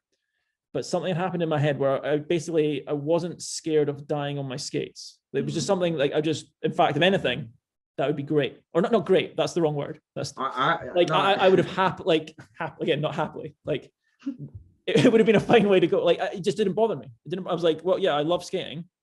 And let's say I'm doing some drop rail that I could die on. And if I died on it, that's probably a good way to go. Like it was fully accepted. So I had zero fear of death. And also my ability was getting to that point where actually, I could like 540 over things that were like really high. And I've just felt like I could do anything. But I just literally in my head, I was like, I actually think I could do any trick. Like I'm like raring to go. And I had this sort of, it was in Glasgow actually. It was like, I don't know, I was just skating something. I had this epiphany or this feeling in my body. I was like, this is going to be like a great year. I can feel it. And I was just doing this little rail transfer, a tiny one, maybe just like 2 foot off the ground and over a meter, and just back rail, got my left leg just caught. Because I was just like, it wasn't like a session. It was just like messing around, just doing a quick wee hop. But obviously I was skating fast at it. Got my leg caught on the hop. So the back leg got caught and I twisted around that way, but my leg was stuck in the stanchion in the grass and it just twisted my leg. And then that basically, like, I still feel it now. Like I've had an operation on my hip. Like 2008, I had my hip operation, I think. But that didn't solve it. That's been a permanent injury. And then the other one, which I guess, I don't know what you say the main one is, but it was when I was on the BMAG tour. Again, it's super, like, always super frustrating. Like first or second day of BMAG tour, which is like, I was doing a Royale on a ledge. It was just a normal ledge, nothing like sick about it, and just came off, didn't fall. Just came off, and then was like, started limping and couldn't straighten my leg. Tore my college. That was got first or second day of the trip, and then we proceeded to go to the best, the best ledges like Europe's got to offer, and like on the left hand side. So like everything, I'm just like, oh my god, like just like the stuff that I'd love to skate, and I just couldn't. I was literally the full-time filmer from that day on. I just, yeah, I think I like totally retreated. Yeah, it was weird. I've got like weird. I didn't really engage in the tour then. I was just this sort of like guy that filmed. I was just in this weird space, like just like what? And then yeah, that was my first knee operation. And actually, after I had my first knee op, it did get better. I can't remember how long it was, maybe like a year. But there was definitely a time that I went out skating again. I was like, oh, my knee's better, and I could skate again. But then I tore it again, and then that was it. And I found some footage actually. It was hard to watch, and it was me skating by myself before meeting up with the lads at a club or bar or something.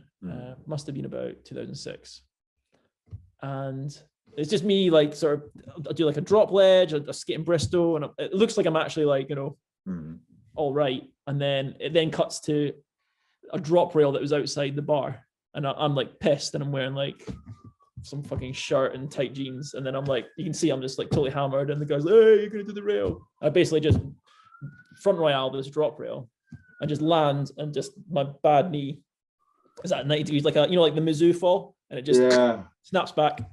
And that was it. Oh God. And then like that's me. And then because of that decision, like just I can see, I see it in my eyes, like me sort of like I'm still drunk, but I realize like what I've done. Yeah. And like from that day, like I've never walked without pain in my knee. Like I'm actually like I'm due an operation in a month now to try like one last hope of like before I get a knee replacement. It's fucking brutal, like brutal. But like the choices I made, they were all like, in my mind, like I wouldn't mind of like if I'd done something massive, like seriously, like front flip topsail or just something, and like snap my leg, like great, fuck yeah, fine, like what a way to go. But like you know, skating drunk, coming like landing off a ledge, like. For fuck's sake. And like to know that I had this like thing in me, like ready, like a fucking fireball, like literally I was just so ready for it, like just about, and it was right at that core, like not the golden era, but like, you know, a time of like, it was so exciting and skating, and everything was popping up, things were going big. Yeah, I couldn't do the gaps. I was like, technically, I was like, I've got some stuff to like do now, you know, not scared of drops. I'm going to start taking some tech tricks to some drop rails and ledges. Like, I love it. Like actually that feeling of fear and just like, I love it. And then it was like getting your wings, we'll just saw those wings off.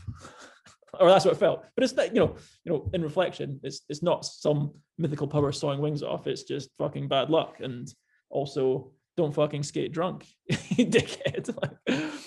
Yeah, no, dude, I mean, yeah, I appreciate you like sharing like physically and mentally tormenting memories, because I would imagine that sort of that decision making kind of you're sort of racked by those decisions. Oh yeah, in those moments, and having like kind of life-changing implications as well. And a lot of what we've been talking about is kind of like, you know, managing your internal systems and kind of knowing what you're about, but trying to reach for what you think you're going to be about. And that fire that you describe, I can relate to that feeling. I suppose that what I was saying about where I'm at in the last few years is kind of like, I feel like my implementation, my application is kind of where I wanted it to be. It's not like I am scared, but I am also safely practicing as well. So I've got a degree of safety within the scaredness or the danger. You're in that happy like middle line of like difficulty versus ability. I think. Yeah. We are. Yeah. And by very how I know that is that I've maintained physical fitness and health for long periods of time, whilst also simultaneously putting myself in danger. But then, you know, by the same token, I have made many bad decisions. And thankfully, and that's the luck and the kind of like my own physiology. Like I wasn't born, let's say, with an already compromised joint from like an issue prior to me even doing anything, right? Like, and your physiology, your genetics, your hereditary sort of like your lineage, like the cloth that you're cut from, does actually matter, kind of thing. And like, you know, the mental side of it, it's kind of like that fire, I'm sure is almost like still in you, because it's kind of like, you know, you sort of know what you're capable of and were capable of, and you've come, and I suppose you took a big hiatus from skating. Well, to start, you know, it was gradual. It was definitely gradual. You know, I remember, so I definitely started taking my career more seriously then, and that's actually when I've done better in my career, for sure, like 100%. Like that sort of energy then just got, you know, the focus switched. So that's been beneficial for me. But then, you know, I was still heavily, or trying to be heavily involved. Like I did this ScottishRolling.com, got really involved with that. I was doing like weekly edits at one point and making a thing out of doing weekly edits. Then we had like monthly sessions, and I was always really keen to do that. But it then just got to a point of realizing just how much it just wasn't good for me mentally. Like I was, you know, like I loved being part of sessions, and like the word being a part of it, you know, that's you're practicing, and you can't do that if you're just filming. Like it was just getting too much. Like it literally, it was just painful. Like I don't know if I did an analogy, it was you that was saying the analogy, but it was like, you know, splitting up with a girlfriend and then just like, you know, hanging out with her all the time, watching her hook up with other guys. It was like, what am I doing? Like why am I doing this to my own heart? Like I'm just watching like amazing sunny days, amazing like everyone just having banters on a ledge. You know, it doesn't have to be something crazy, just having fun and being part of a session. And just me just sort of like sitting on the side thinking, fuck man. Yeah. Like, so I just like I felt that more and more, like just this negative thing, and I just had to take myself out. I just had to, because it was just. Did that like building heartbreaking kind of like negative emotion transpire into like your role in the sessions? So like, for instance, you know, was it noticed that you were really in quite a bit of emotional pain, and that, you know, like I think that's probably part of it. I didn't feel like, I just felt like an outsider, and I don't think, and I could be wrong, and I don't think people got a sense of just how depressed I was, because I wouldn't share that with anyone. Yeah, at that time, it's difficult to speak authentically and emotionally. I mean, it's like, and when things are going well, it's like, it's obvious because you're out skating and sharing in that language and giving to your friends or to anyone who you're with in that moment, like everything that you've got socially and physically. And that's what happens in a skate session. That's basically what it is. Right. And then it's also these other like added dimensions to it, you know, that we've been discussing. It's like, it's all of this stuff wrapped up into one. And it's like, you know, like I you know, not just yourself, but there are other people in my life who were essentially like kind of ripped from like a kind of like an emotional, physical status, dare I say spiritual like status within skating, and how much it meant to them. They were ripped from that, from injury particularly, and other, you know, issues like, you know, like social circumstances or mental health circumstances, stuff like that. Excuse me. But, you know, and I think like, it actually, you know, I think like, what if that was me, man? Like, how the fuck would I feel? Because I know what I feel about skating, and I know like the different layers of like complexity that it has, and how giving this practice is, and all of that stuff, how much I think about it, and visualize it, and all of this kind of stuff. And it's like, yeah, it's like this real yeah, like it's a real heartbreak, man. It's really heartbreaking. And what I found difficult as well, or what I've begun to realize, is because I basically just shut it out, which is clearly not a healthy thing to do. You know, like it just like, because it was such, and it still is. It's just this massive part of me. And it is actually ingrained in my body, like the wax on Bristol Square. It is actually me. But I just went, just ignore that, like bury that right deep down and forget it. It's not forget it existed, but just couldn't be a part of it. So I'm actually really glad that I had this, like just when we were moving house. So this is like part of the reason I started like uploading clips on Instagram, was we just sold our house and we were moving, and we're like making a list of all the stuff that we had to like, put things in boxes and all that. And it sort of dawned on me just how I just had zero attachment to any possessions. Like there was like nothing, like literally like my wife and my child, if the house was burning down, that's like, as long as they're safe, literally everything I owned could just burn to cinder, and I had zero attachment to anything apart from this one box of tapes.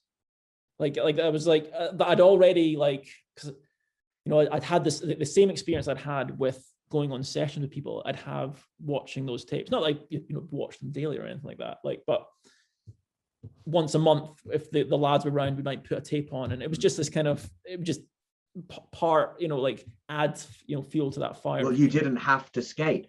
You didn't actually have to go and skate. You didn't have to feel like you were being cheated on, because actually some of those tapes contain absolutely astounding footage of you, or of stuff that you, that's just not what it's about. Actually, it's not only what it's about. Yeah. You could partake in a session that wasn't physical, I wasn't fucking destroying your body, I suppose. Well, yeah.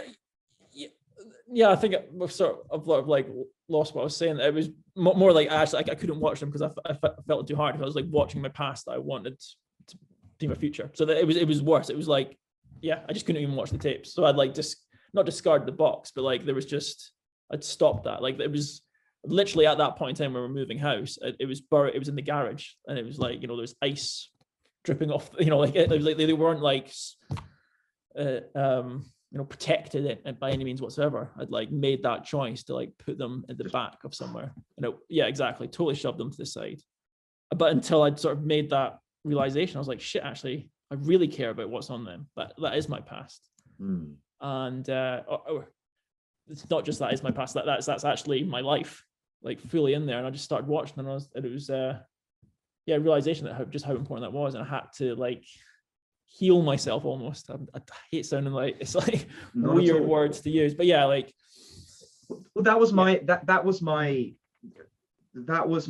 sort of like sort of like now sort of coming to that realization of like being that was my perception of where you were at, I guess. And I guess like prior to actually, I guess, deciding to do published chats with notable people who are part of this like subculture of skating, which is important to people like you or I, and people who would watch it, and people who like look at skating, was like, I didn't fully comprehend, I suppose, and that's due to like our geographical distance, that's due to the eras of each of our lives just going into the directions that they did, whether you needed to be more career minded and actually oriented towards possibly starting a family, which is actually something in my life that actually hasn't been part of like my planning, and that's the planned thing, like in terms of like mine and my partner's kind of worldview.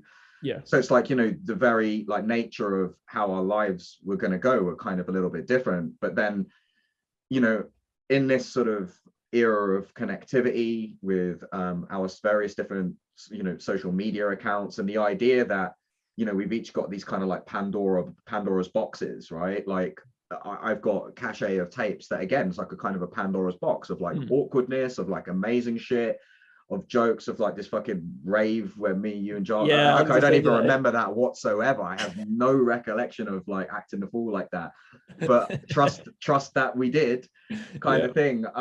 But I suppose like seeing the Decipher account on Instagram, so it's Decipher, like showcasing, presenting these clips from 15 to 20 years ago, but with your reflections now, basically, your sort of reflections on those moments now, sort of like reliving the past, but with your current state of mind applied to that. And for me, the first thing that I thought of was, you must be in a process of either healing yourself in order to be able to talk about skating and to celebrate this important aspect of your life, even though it was a fucking heartbreaker, despite it being a heartbreaker. Now, despite it still being a heartbreaker, it was seen as important to breathe life into Pandora's box and rip it open. Yeah, I think so. I mean, it's yeah, like it started off just being super excited by seeing it, like some tricks and being like, damn, I need to show this to the world. Or actually, it's not just that, it's the fact that it just been buried away and it deserved to be out there. It shouldn't just be in a box. It should literally, everyone should be able to see this stuff. But then, yeah, no, it's definitely sort of making my way through the tapes is certainly something, definitely a process of feeling. It's sort of like going through it and then just, trying to remember, but part of it is just like, like trying to feel those sessions again. I'm not I'm seeking to feel those sessions again. Like just by watching them, you're instantly transported back to that day. It's like literally like you've put them in from it. Like it was, when I was skating on the Saturday, it's a Sunday night and I'm watching the tapes. Like that's what it feels like. And then when I'm posting them up, I just try and write something along those lines that gives it a bit of context of how it was shot and what was going on at that time. And I've sort of like, I've quite enjoyed doing that. And it was nice. It was like such a nice feeling to have that I could enjoy it and not be miserable about it, it was just nice. I was like, oh, I'm actually, that I can feel that fire and passion, but I'm not annoyed. I'm not pissed off that I can't skate. It was great. It's in the past, but and I can share this, and I'm happy to share about it. But so it's a nice. I mean, I'm very pleased to hear that that's some of the kind of feeling that's going on when you're kind of going through these tapes and deciding to post one clip or another with the sufficient context. And what's it been like in terms of like running an Instagram account that has the sort of, because it's like not just myself, but there are other people in our circle and also in the kind of more contemporary context that are going to be like the Decipher account is the shit. That is got the gold.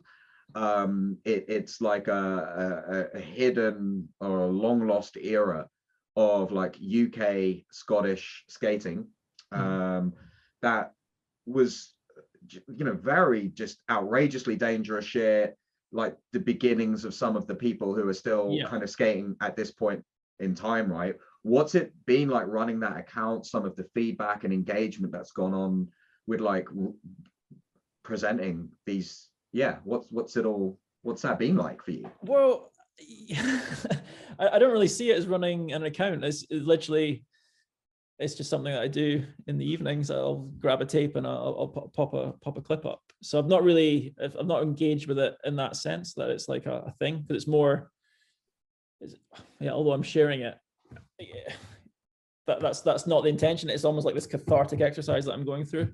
That it's not, it's it's not really an entity. It's just the Instagram account that I had, and I've just been posting video clips to it.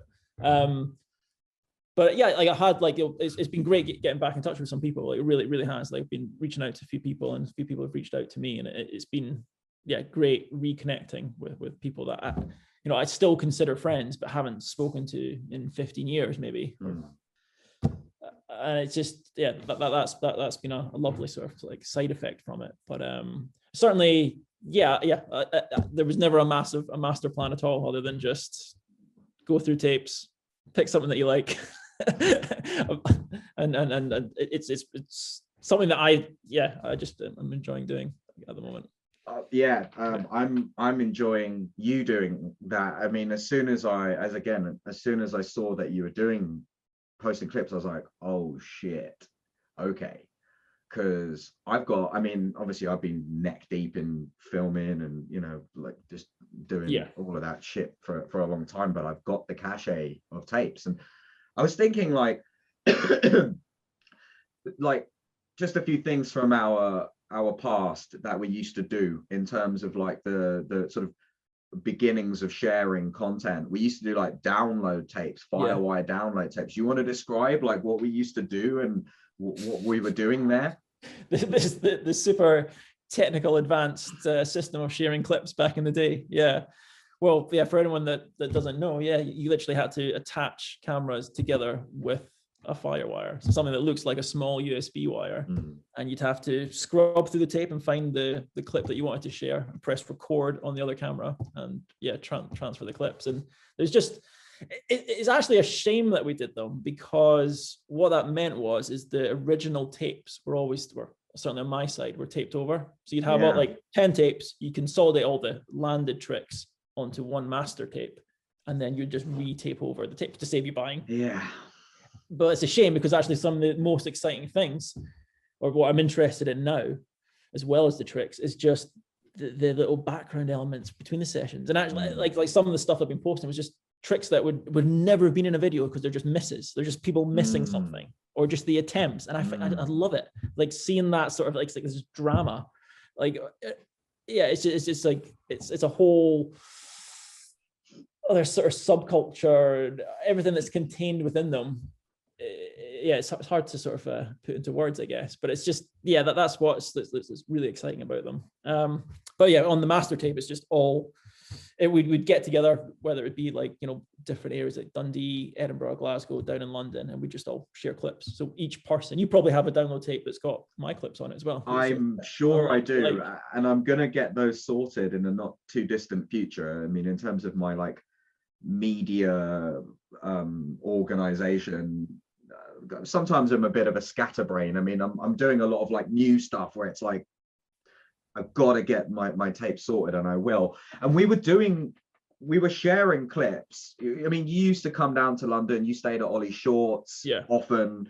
You had a good relationship with Ollie. We obviously, I live basically next to Ollie, so you know there was something that drew us together, and then that was kind of formalized under the sort of name, the sort of cryptic kind of name of Enigma.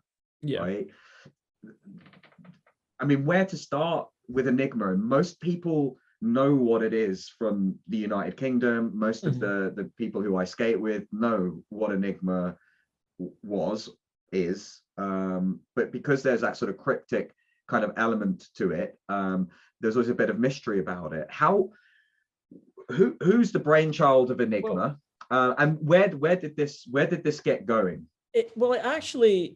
It started with Gav.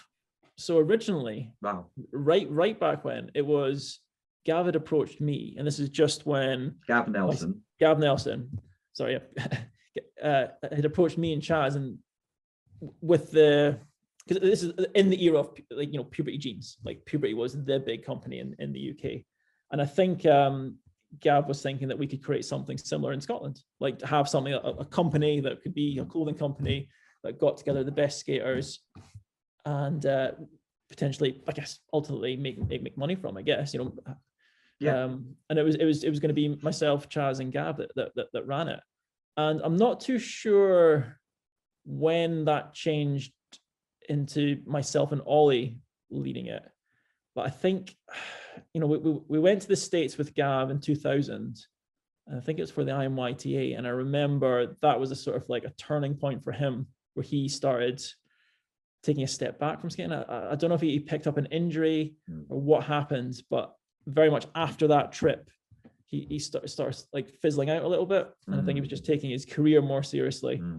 And, you know, for myself and Ollie, we were like 100%, you know, wanting to do skating. And again, I don't think I truly believed that, like, I would be a clothing company owner, if you want to call it a clothing company, and that would be my career. But it was just something that was like, you know, it's like formalizing the passion into one project. And it was about just getting everyone together that we all like, yeah, putting a name to something that we already had, and sort of symbolizing that.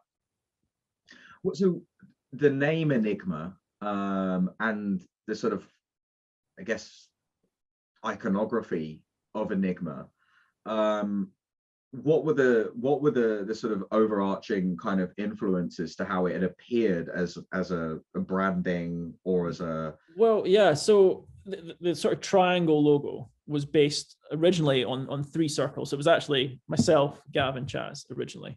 So it was about 3 elements, and then rollerblading being the core that kept us together. So I sort of like base level, that's what it is. It's 3 rings that are then combined by 1 ring to make that sort of curved triangle. Sure. But like there's like the elements of symmetry and sort of that infinity feel to it as well, and a bit of that sort of mystique. Definitely. That's symbolized by that.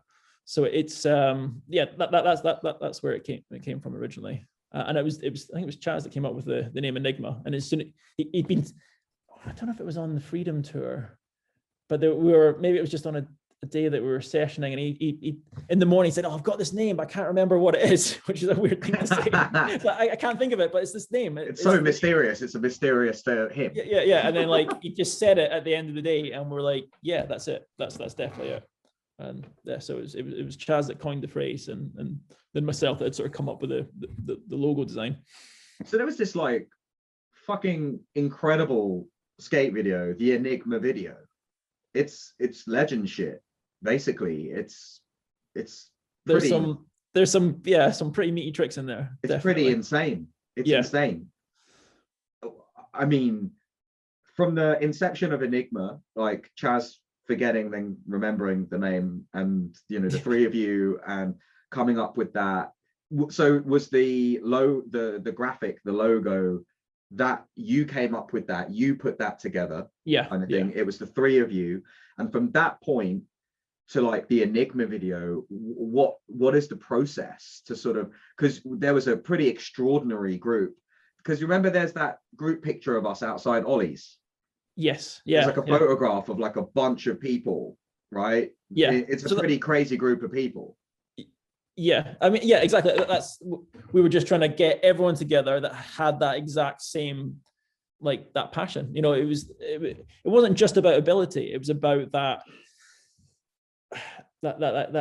shared passion for I don't want to say for excellence, but like, yeah, I'm really struggling to put it into words actually. But you're in that room, so I think that excellence is the thing. It just for being hardcore, just for being real. An unspoken standard, like an unspoken kind of standard of like willing to go the extra mile, to go a little bit further. Yeah. Not just like right to the edge. Right to the edge, and actually fully prepared to fall off if needed, but try not to. Like it was just like it was like. I mean, that's exactly what it was about. It was like get as close as possible to what everyone strives to do, and you should every day. Is like strive to be at the utmost top of your ability on anything, on any level, and that's what we're trying to do with skating. Like I remember when Ollie did the drop-off Royale at South Bank, the Dark Side Royale drop-off ledge. Yes, yeah. And I mean that sticks out in my mind as a sort of like. Right, fuck, man. Fuck. Imagine being at the top of that ledge and going, yeah, I'm gonna dark side over that drop ledge. I'm gonna just commit to the drop. It's just so. What I love about stuff like that though is like how tricks came into fashion. Like rail, like that came from. Like grinds to drops are in fashion now, like in that era. And it was like dark sides are in. Okay, so people do dark sides to drops. Then you just go and hunt for something that's like, what's got a big enough drop? what can I feasibly land off before I break my ankle? That's effectively what you're looking for. What is, like you look at something that's like 12 meters, like, okay, that's too high. Then you just get to one that's just on the limit of what you can physically do. That's the one to do. But that one Ollie did is crazy. Amy did countless insane tricks, countless. Yeah, that was a kind of like that was an outstanding move because as you were saying, it like combined just these like kind of absurd like metrics of like fashion, what's in, but it was really like, are you all right? Like eyeing that up. Are you fucking all right? You know, because when I think of with my mind now about the amount of shit that could just like go wrong, from bruised heels to like tripping your foot on the way up to the You ledge. don't think about that. That's exactly the thing. You never would ever think about the consequences because you've already not done the trick. If you're thinking about the consequences, it's what we were saying earlier on. It's like, you're in a different space in your mind, and all of these factors about our growing culture, about Enigma, about that we're filming for this thing, we're actually sharing footage.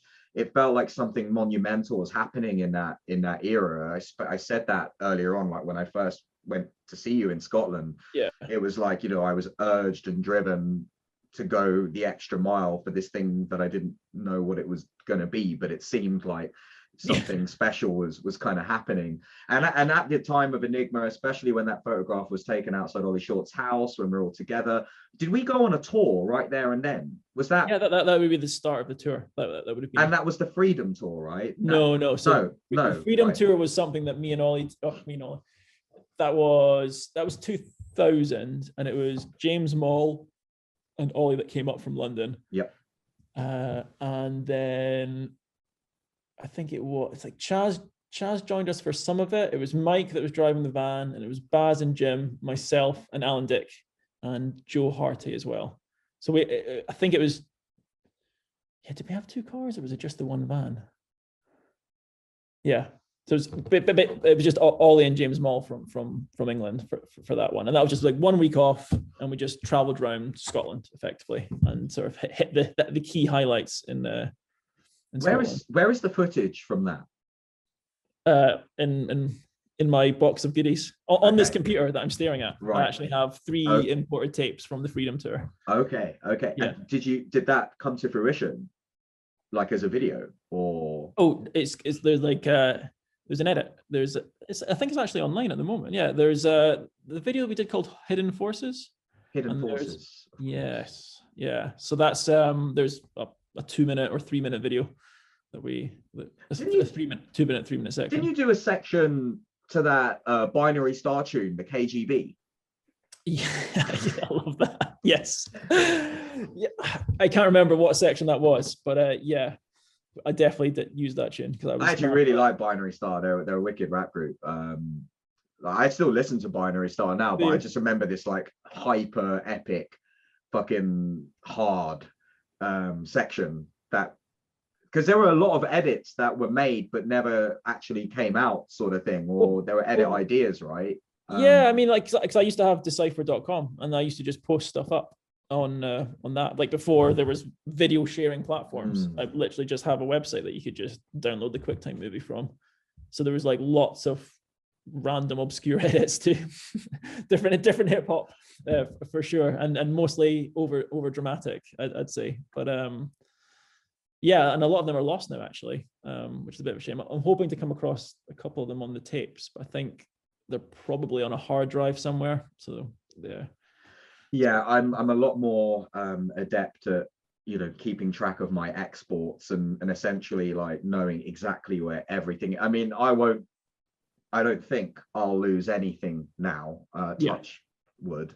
I don't think I'll lose anything now. But in the era of websites being fairly novel, in a way, right, and just coding and embedding and downloading, streaming, like these are all like novel kind of ways to ingest like media basically. And you had started off, I mean you would like making websites at a point where websites were novel things, so I'd imagine a lot of those videos would have been lost now.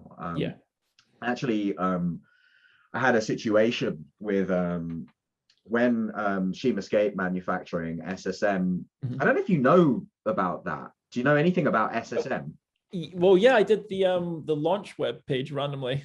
What? Yeah, I don't know if you remember when they were just launching. Right. They had like this weird like special effect where it had all their heads, and like if you moved your mouse, they were kind of like this weird. Yeah, you did that. I did that, yeah.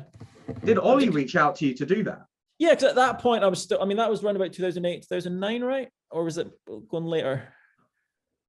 That it was certainly when I was on. No, it is. Yeah. Yeah. So that was is, just like just on my way out, I guess, before I went off to New York. Or maybe it was when I came back. But yeah, around that time. He says, have you heard of SSM? Fucking like wrote the website for them. Well, I mean, yeah, like when there was a big fuck up with that, there wasn't there, because I it was like a countdown timer, and I didn't realize that I'd only done it for like the countdown in the UK, so I hadn't coded anything for like if you're in Europe or Australia. So it got launched like early across like multiple locations, and it wasn't a website; it's just a landing page. Well, yeah, I'm totally unbeknownst to me. I mean, I'd become part of. It was NIM at the time, actually. Yeah. Before it was Shima Skate Manufacturing. That's right. Yeah. But yeah, certainly when SSM finished, basically, and that had come at somewhat of a crescendo, and a horrible crescendo at that, with Shima hurting himself again. It's another fella just ripped from everything. Basically, which is what happened to Brian. He was just ripped out of skating. I mean, and when you talk about kind of going out in this bang, in a sort of this bang kind of moment where, well, at least I was, this idea of at least it was worthwhile how I got taken out. I suppose there's an argument for Brian in that context, like, because he was just trying an incredible gap that probably nobody else would eye up, would take on, would have the expansive vision and experience of being in the air, of fucking with the physics of skating, to take on that kind of move. And he got chewed up and spat out by that gap in the most horrific kind of way, serious injury. And actually, that it's kind of like that doesn't, I don't think that happens often. I think that's not something that actually happens.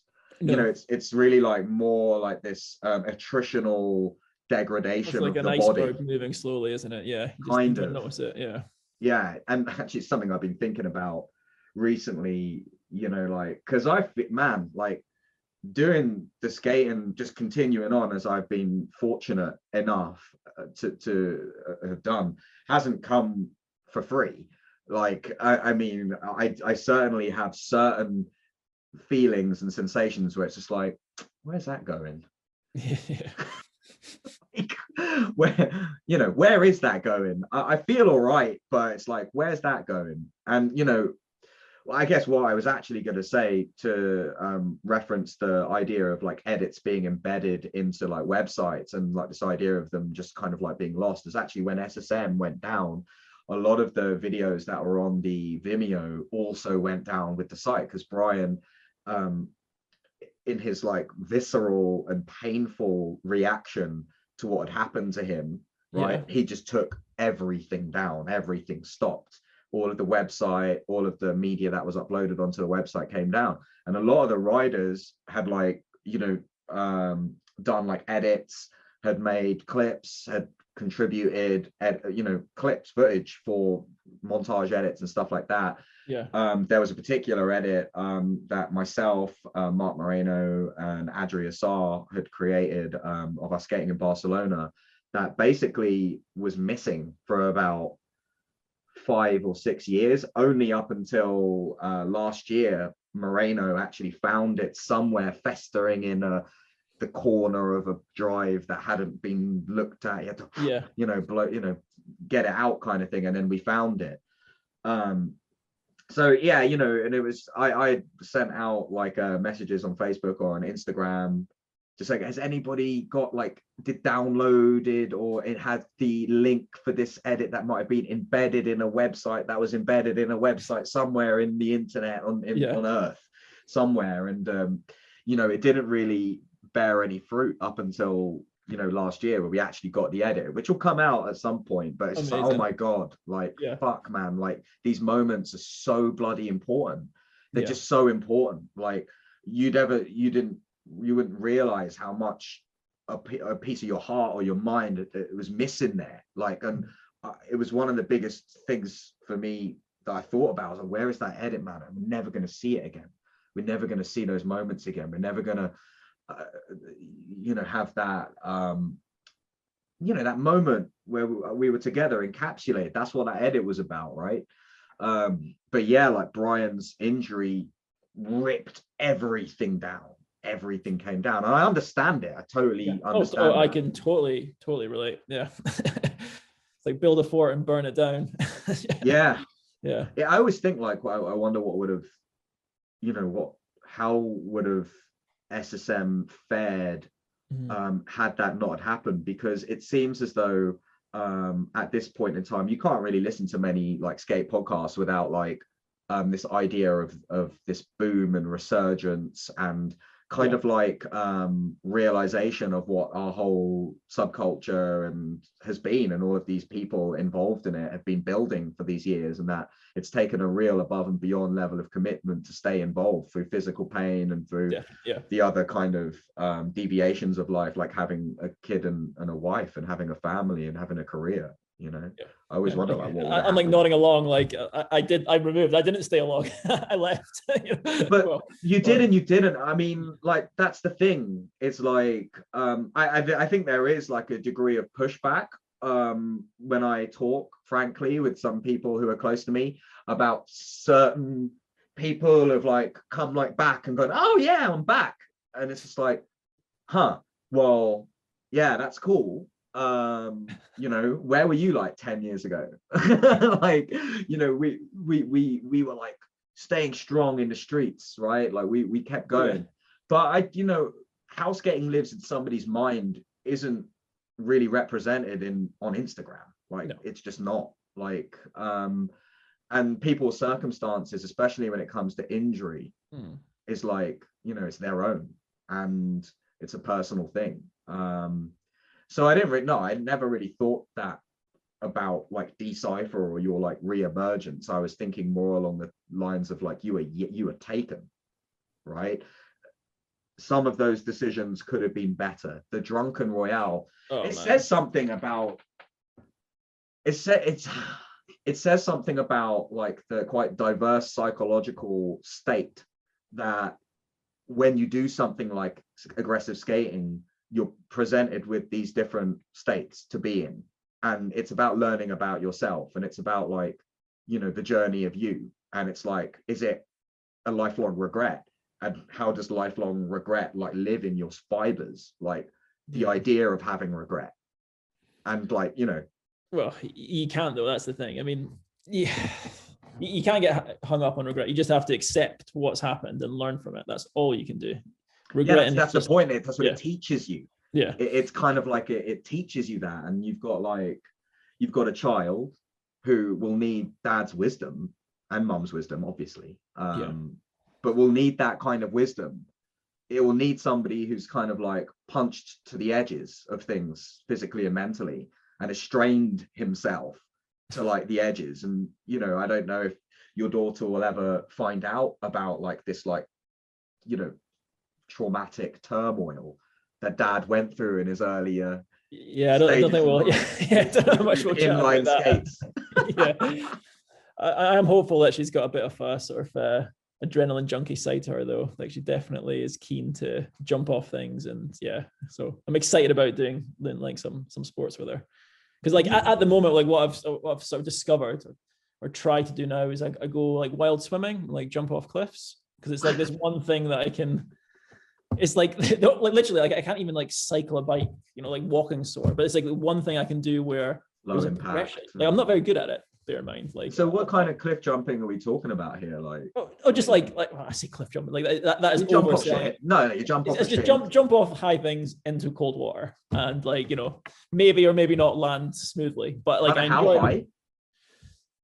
So like around about like 10 to 20 meters. So that's the sort of the enjoyment factor zone. But yeah, like 20 meters. What? 20 meters. Dude, when you come up to Scotland, I'm going to take you cliff jumping. 100%. Fuck, I am. I'll go dude, with you. You so are. Like, there's no chance. There's no chance I'm letting you get away from it. Dude, no chance. I'll get you started on something small, and we'll just slowly make our way up to the. Okay, no, I'm down for like small shit that'll get the heart rate up. Like I'm down for that. I've got bits for you. Don't worry, I've got that for you. I'm definitely down to jump into water. Don't think I'm not. I wouldn't want to like go am I giving you like peer pressure before you even hear? Yeah, I'm getting fucking sweaty right now. I'm getting clammy palms, man, because I think like in a previous chat with Scott Blackmore, he was talking about how him and some of the homies, like, they do some pretty big jumps. I mean, that shit for me, like, danger wise, physics bending wise, like the space between where you're planted and where you'll land is a kind of, it's like a free fall type situation. And literally jumping into water just from like a kind of, you know, what lurks beneath idea is kind of like there's all that. You mean you can check your landing before you jump, for sure. Like, all the spots I do it are like big massive plunge pools that are like literally like, if you jump from 20 meters, it's probably about 20 meters plus of depth, and there's not much to clear. They're always quite safe. Like, there's lots of ones that just have really nice jump points. But basically, like, the reason I enjoy that is because is you've got that sort of progression level. Like, again, like, I'm not good at it by any means whatsoever. I just enjoy doing it. But like, you can literally, if there's just a low jump, like a set trick, you can always just get a little bit better on it. Like, do a double flip, do a triple flip. You're flipping. No, I'm not doing that. I've not even done my first double yet. Like, I had a double. terrible double. Done a single. You've done like front flips and stuff and back flips. Yeah. That's all. Yeah, I mean, that's just that's not particularly good, but that's not what it's about, I guess. So like developing your technique of landing, feet pointed, like exactly. You've got, it's something to do. You get that adrenaline rush that I sort of chatted about earlier, that sort of point in time where it seems like time is frozen. You get that. There's always that moment just before you go in, and you can always jump off something higher, like or try a bigger flip, or so there's the metrics, flip and perfect. The metrics of height. There's the trek. There's the whole like getting to the spot. There's the exploration. Exactly. Yeah. Like just like it's about like discovering a new spot and just enjoying that spot as well. Like once you've done your jumps, just chilling there, having a fire, barbecue, camping out. It's all that same thing, and it's kind of like that skate session, but transplanted in a way that I don't have skates on my feet, and I can still do something that I'm getting a bit of adrenaline from. So I'm hoping I'm going to get Esme into that. That's my plan. No, that's totally understandable. Father-daughter cliff jumping. I mean, hopefully her mum is aware of these plans. But no, it sounds like actually a really wonderful bonding experience to have with your daughter as well, and just get to know that kind of slightly wild-sided dad. But yeah, it probably would be a really cool thing whenever Esme is able to take on more complicated or more sophisticated. As soon as she turns 6, I mean, how old is she? She's turning 5 actually next week. What? So I know, school this year, crazy. Yeah, crazy. Fuck yeah, dude. I mean, just to go back to like the jumping off of shit, like, so would you use footwear for that, like, or any supports and stuff like that? Any shoes? Yeah. Like, you wear shoes for sure, because you can hurt your feet because it slaps when you get in. But I would imagine like shadow shoes being quite good for that. Exactly. Yeah. So like I've got a set of like just like they're like called aqua shoes or whatever, and they're just basically got holes in the bottoms, and then it just means when you're climbing out it's a bit easier. You don't like cut yourself on the rocks or anything. But that's it. That's all you need. Yeah. Well, some shoes, some shorts. I'm super keen to come up and spend some time with you this year. That's kind of in my view. I mean, and just thinking just about one of your proteges almost that I've been spending a bit of time with, and talking about like sweaty palms and things of that nature. I was with James a little bit over the past few days, and actually wanted to like just sort of touch on your relationship with James and some of this kind of like this idea of like living vicariously, and obviously you were prohibited from skating. But to what extent does this idea of like living vicariously through, you know, an absolutely incredible skater who seems to kind of like mirror some of your energy systems like in skating, right? Is that true? Or well, I think he's James very Kite, much, James Kite, that is, we should say. I mean, he's very much his own skater for sure. And you know, I absolutely love James. I love skating with him, love watching him skate. I love filming skate with him. Like he is, he's a top dude. And you know, I definitely couldn't take credit for anything that he does because he is very much his own individual. But certainly his style of skating is a style of skating that is very close to my heart. It's like go big, go fast. Yeah, love it. It's exactly, it's my sort of skating. He rocked up in London and he was just like, oh, I've got something in my bag that I think, and I was just like, before he even finished a sentence, I was like, dude, I know what you've got. Like, I know you've got like either an Enigma t-shirt or an Enigma hoodie in your bag. I know what you've got. Lo and behold, he did. And then like he was in London for a week or two. No, he was in London for a little bit longer than that. And I'm not going to say what he did at all because it's still quite shocking for me to think about what he did, because I hadn't filmed anything recently, maybe ever, that had gotten my level of concern and anxiety up to the point of like that outer edge that we were just talking about, when you're like, there is no discernible sort of like control level here or safety level here. It is all now down to the ether, to the something else for this to happen. And he did something flawlessly. Nice. Flawlessly. That I filmed just me and him. The things he does by himself, like seriously, like I posted that video the other day of like when we went out skating, where I think it was like the USD lunchtime clips. I don't know if you had a chance to watch it. And that hurricane topsail, man, like seriously, like I know that's it's just real. It's just so horrible. It's so horrible. Like it barely gets skated. That rail is horrific. I don't like. I can't actually remember for sure, but I don't even think he topsoiled it. Like he didn't like go, I'll topsoil it first. Like it was literally, we got there, we looked at it, and he was like, fine, fuck's sake, Chris, fine, I'll hurricane it. I'm like, whoa, dude, man. I was thinking we should leave. Like this is fucking disgusting. But yeah, he's like, obviously he had it in his mind, and fuck me, man.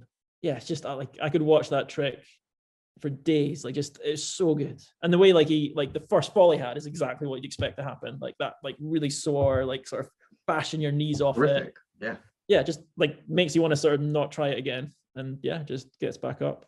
And so like, you know, James had presented in London. He'd filmed a few bits and pieces here and there. Like we'd spoken a little bit about like kind of his sort of journey as like a top skater, and kind of where he peaked and where it was a bit of a trough kind of thing. And like obviously showing me this like Enigma hoodie, and then like meeting up with him for a few sessions, and then this sort of session that we went on the last time, but just before he went to Bristol and left London, you know, and then he did this particular thing that you're gonna see. And then like he was saying like, well, I'd really want this for like this Enigma, you know, for an Enigma thing, basically. And then I was thinking, so when we were talking, and then later, I think the next day I called him and I was just like, dude, so like I've been thinking really, really long and hard about like that moment, that day, and your whole time in London.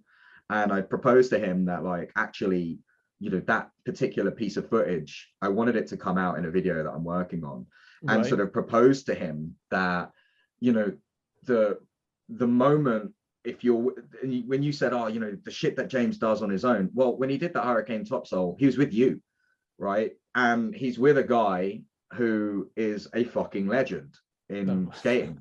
I mean, I mean, you know, your legend kind of precedes you in a way. And I think that how that sets in somebody like a James Kite, or, you know, who's who of like younger generation skaters who respect where this whole shit has come from.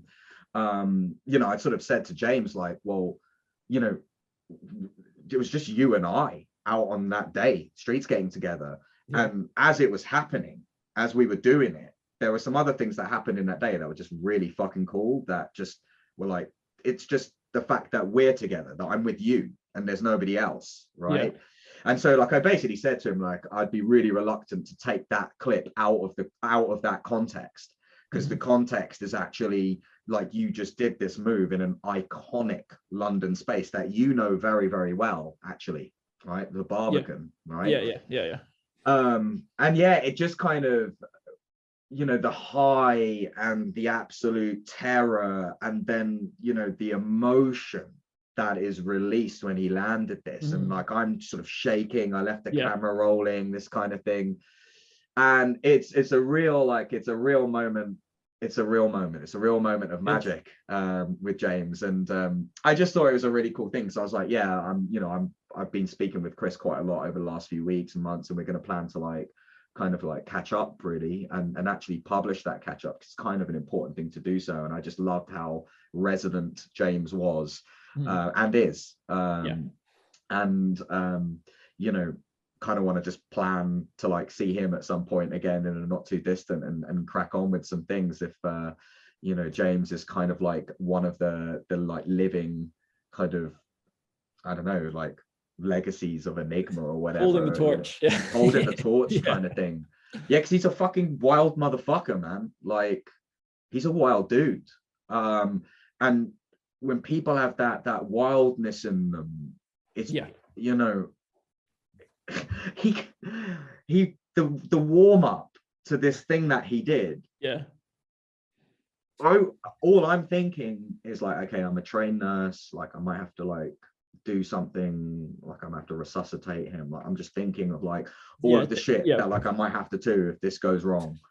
It's like all I'm thinking of is that. But then it's just like, just look at the state of this guy. Look in his eyes, like he's doing this shit. Oh yeah, like, he's one of those people that, you know, like, there's different types of skaters, and he's one of the ones that, you know, just has it naturally. You know, you got people who like skate really, like, you know, they really work hard to get their tricks. You know, they not train per se, but you know, like they really have to like work for it and they're good. And then you get people like James that just in their core somehow, you know, like, I'm not saying he doesn't work hard, like he is, you know, he's got an ethic, but it's just natural for him. It's really natural, and that's apparent. And then that's where that thirst comes for like, okay, well, if like normal stuff is too easy for me, I've got to do something a little bit like closer to the edge.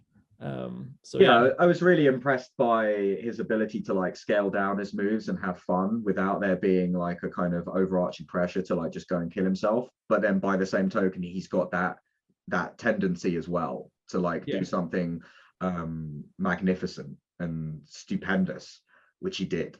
And it's like, dude, I haven't filmed anything like this in a while. Like, we were like fucking, you know, buzzing for some time after. So, you know, connecting with him and with yourself, and you know, maybe there are things that we should like kind of think about in the sort of future with our tape collections and with some sort of projects, and like, it'd be good, wouldn't it? And like all of these things.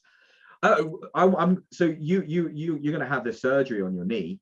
Yeah, that's 21st of June, so I've got a month to go. So I had plans, annoyingly, because I'd sprained, like when we first planned to do this podcast, just after that, like I sprained my bad ankle, funnily enough. And like I'd hoped to do like a trick this summer that I don't know if it's going to happen now, but we'll see. I've got like, I'm in two minds about basically before my operation, just doing something. Macchio, nice Mac. Yeah. Just a fucking swagged out Macchio, safe. Yeah, well, yeah, I think it has to be. Yeah, we'll see. I don't know why I go Macchio. Macchio 1 foot. The afflicted. Well, the thing is, leg. it's my left knee that's like I'm getting the operation on, and it's my right foot. So originally I was just going to I had like a negative in mind for my right foot, but because this ankle's wrecked, I don't think I'll be able to do the negative. So I found something else that sort of like ticks the box of like should be fun to do. But I might wait a year to do it. We'll see. But then I don't want to risk it. I don't want to like if my leg doesn't get better after the operation, it'd just be stupid to like skate afterwards something and just like go big before the op. Does skating now, when you look at how people are skating in the various different aspects of skating, whether it's aggressive skating, whether it's wizard techniques, you know, on the metal 100mm frame, stuff like that, how do you think skating has gone? Like, what's your take on the sort of like where skating is now when you look? I'm so far removed from it, to be fair, because I don't consume a lot. I have to admit, I just not out of choice per se. It's just, you know, in the morning I'm getting Esme ready to go to school, you're a dad, or we go to nursery, then it's like to the office, and then it's get back, and then when I have, you can choose to make time for certain things, but when I can make time for anything, at the moment, the one thing that I will do is I will spend time sort of trying to get a tape together and like upload that. That's like my little project. Well, I've got another little project as well, but that's, you know, I'm very selective of what I do with my available time. And I guess I flick through Instagram occasionally, but I don't make a point of consuming a lot of it. From what I can see, there's a big resurgence in sort of freestyle recreational skating, with the bigger wheels, and that's exactly why I fell in love with skating, that sort of thing. It doesn't do it for me on a sense of it gets me excited to watch, because I've never been a spectator. I don't enjoy spectating. It's about being part of it and doing it. So like watching someone else have fun rolling around on something, it doesn't do it for me. It's not something. Well, you were already kind of like tormented in a period of time earlier on by that idea of like just watching other people skate. It's a fucking nightmare. Right? Yeah, exactly. So but that being said, like I can watch like street edge, like I watched like the Michael Prado edit and fucking love that. You know, that's yeah. It's fucking sick. Fuck, man. Yeah, like that, the disaster top, so it's fucking beautiful. There's virtually every move in that section is bewilderingly dangerous and just wild and just really well executed for the most part. There are some moves that it kind of just beggars belief, really, that level of danger being practiced at the moment. But you know, to talk about actually Michel and how he has wound up doing the kind of shit that he's doing right now is actually such a different story, because he's got like quite an interesting and difficult like kind of background in his own life with injury that wasn't his mistake to make. He was actually injured. He was hurt by a skateboarder, like whacking a skateboard over his head. Oh shit! He had like needed brain surgery and shit, and like had a brain injury, and basically changed the course of his life, right? Yeah. And like with that kind of stuff comes all kinds of other ramifications, like neurologically, mentally, with like your feelings, basically, and how you feel and how you behave. So yeah, to see him skating at all, like from a point of being injured so dramatically is incredible. But it's also like the degree to which he skates and how he skates is inherently to do with him being injured the way that he was, I feel like. However, that's my speculation. And it's just like, it's astounding to see skating being practiced like that. So, you know, I'm glad that you brought up a very, very new edit actually that you had seen. It was incredible. Yeah. Well, sorry, and you go. No, I was just gonna say, like, you know, we've been going for a little while now, and I'll say like we'll probably call it there. And it's just been awesome just catching up with you as a pal of mine, as an old pal of mine, you know, and to pick your brains and for you to, you know, be so revealing of stuff that is obviously difficult. I understand it, you know, I really do.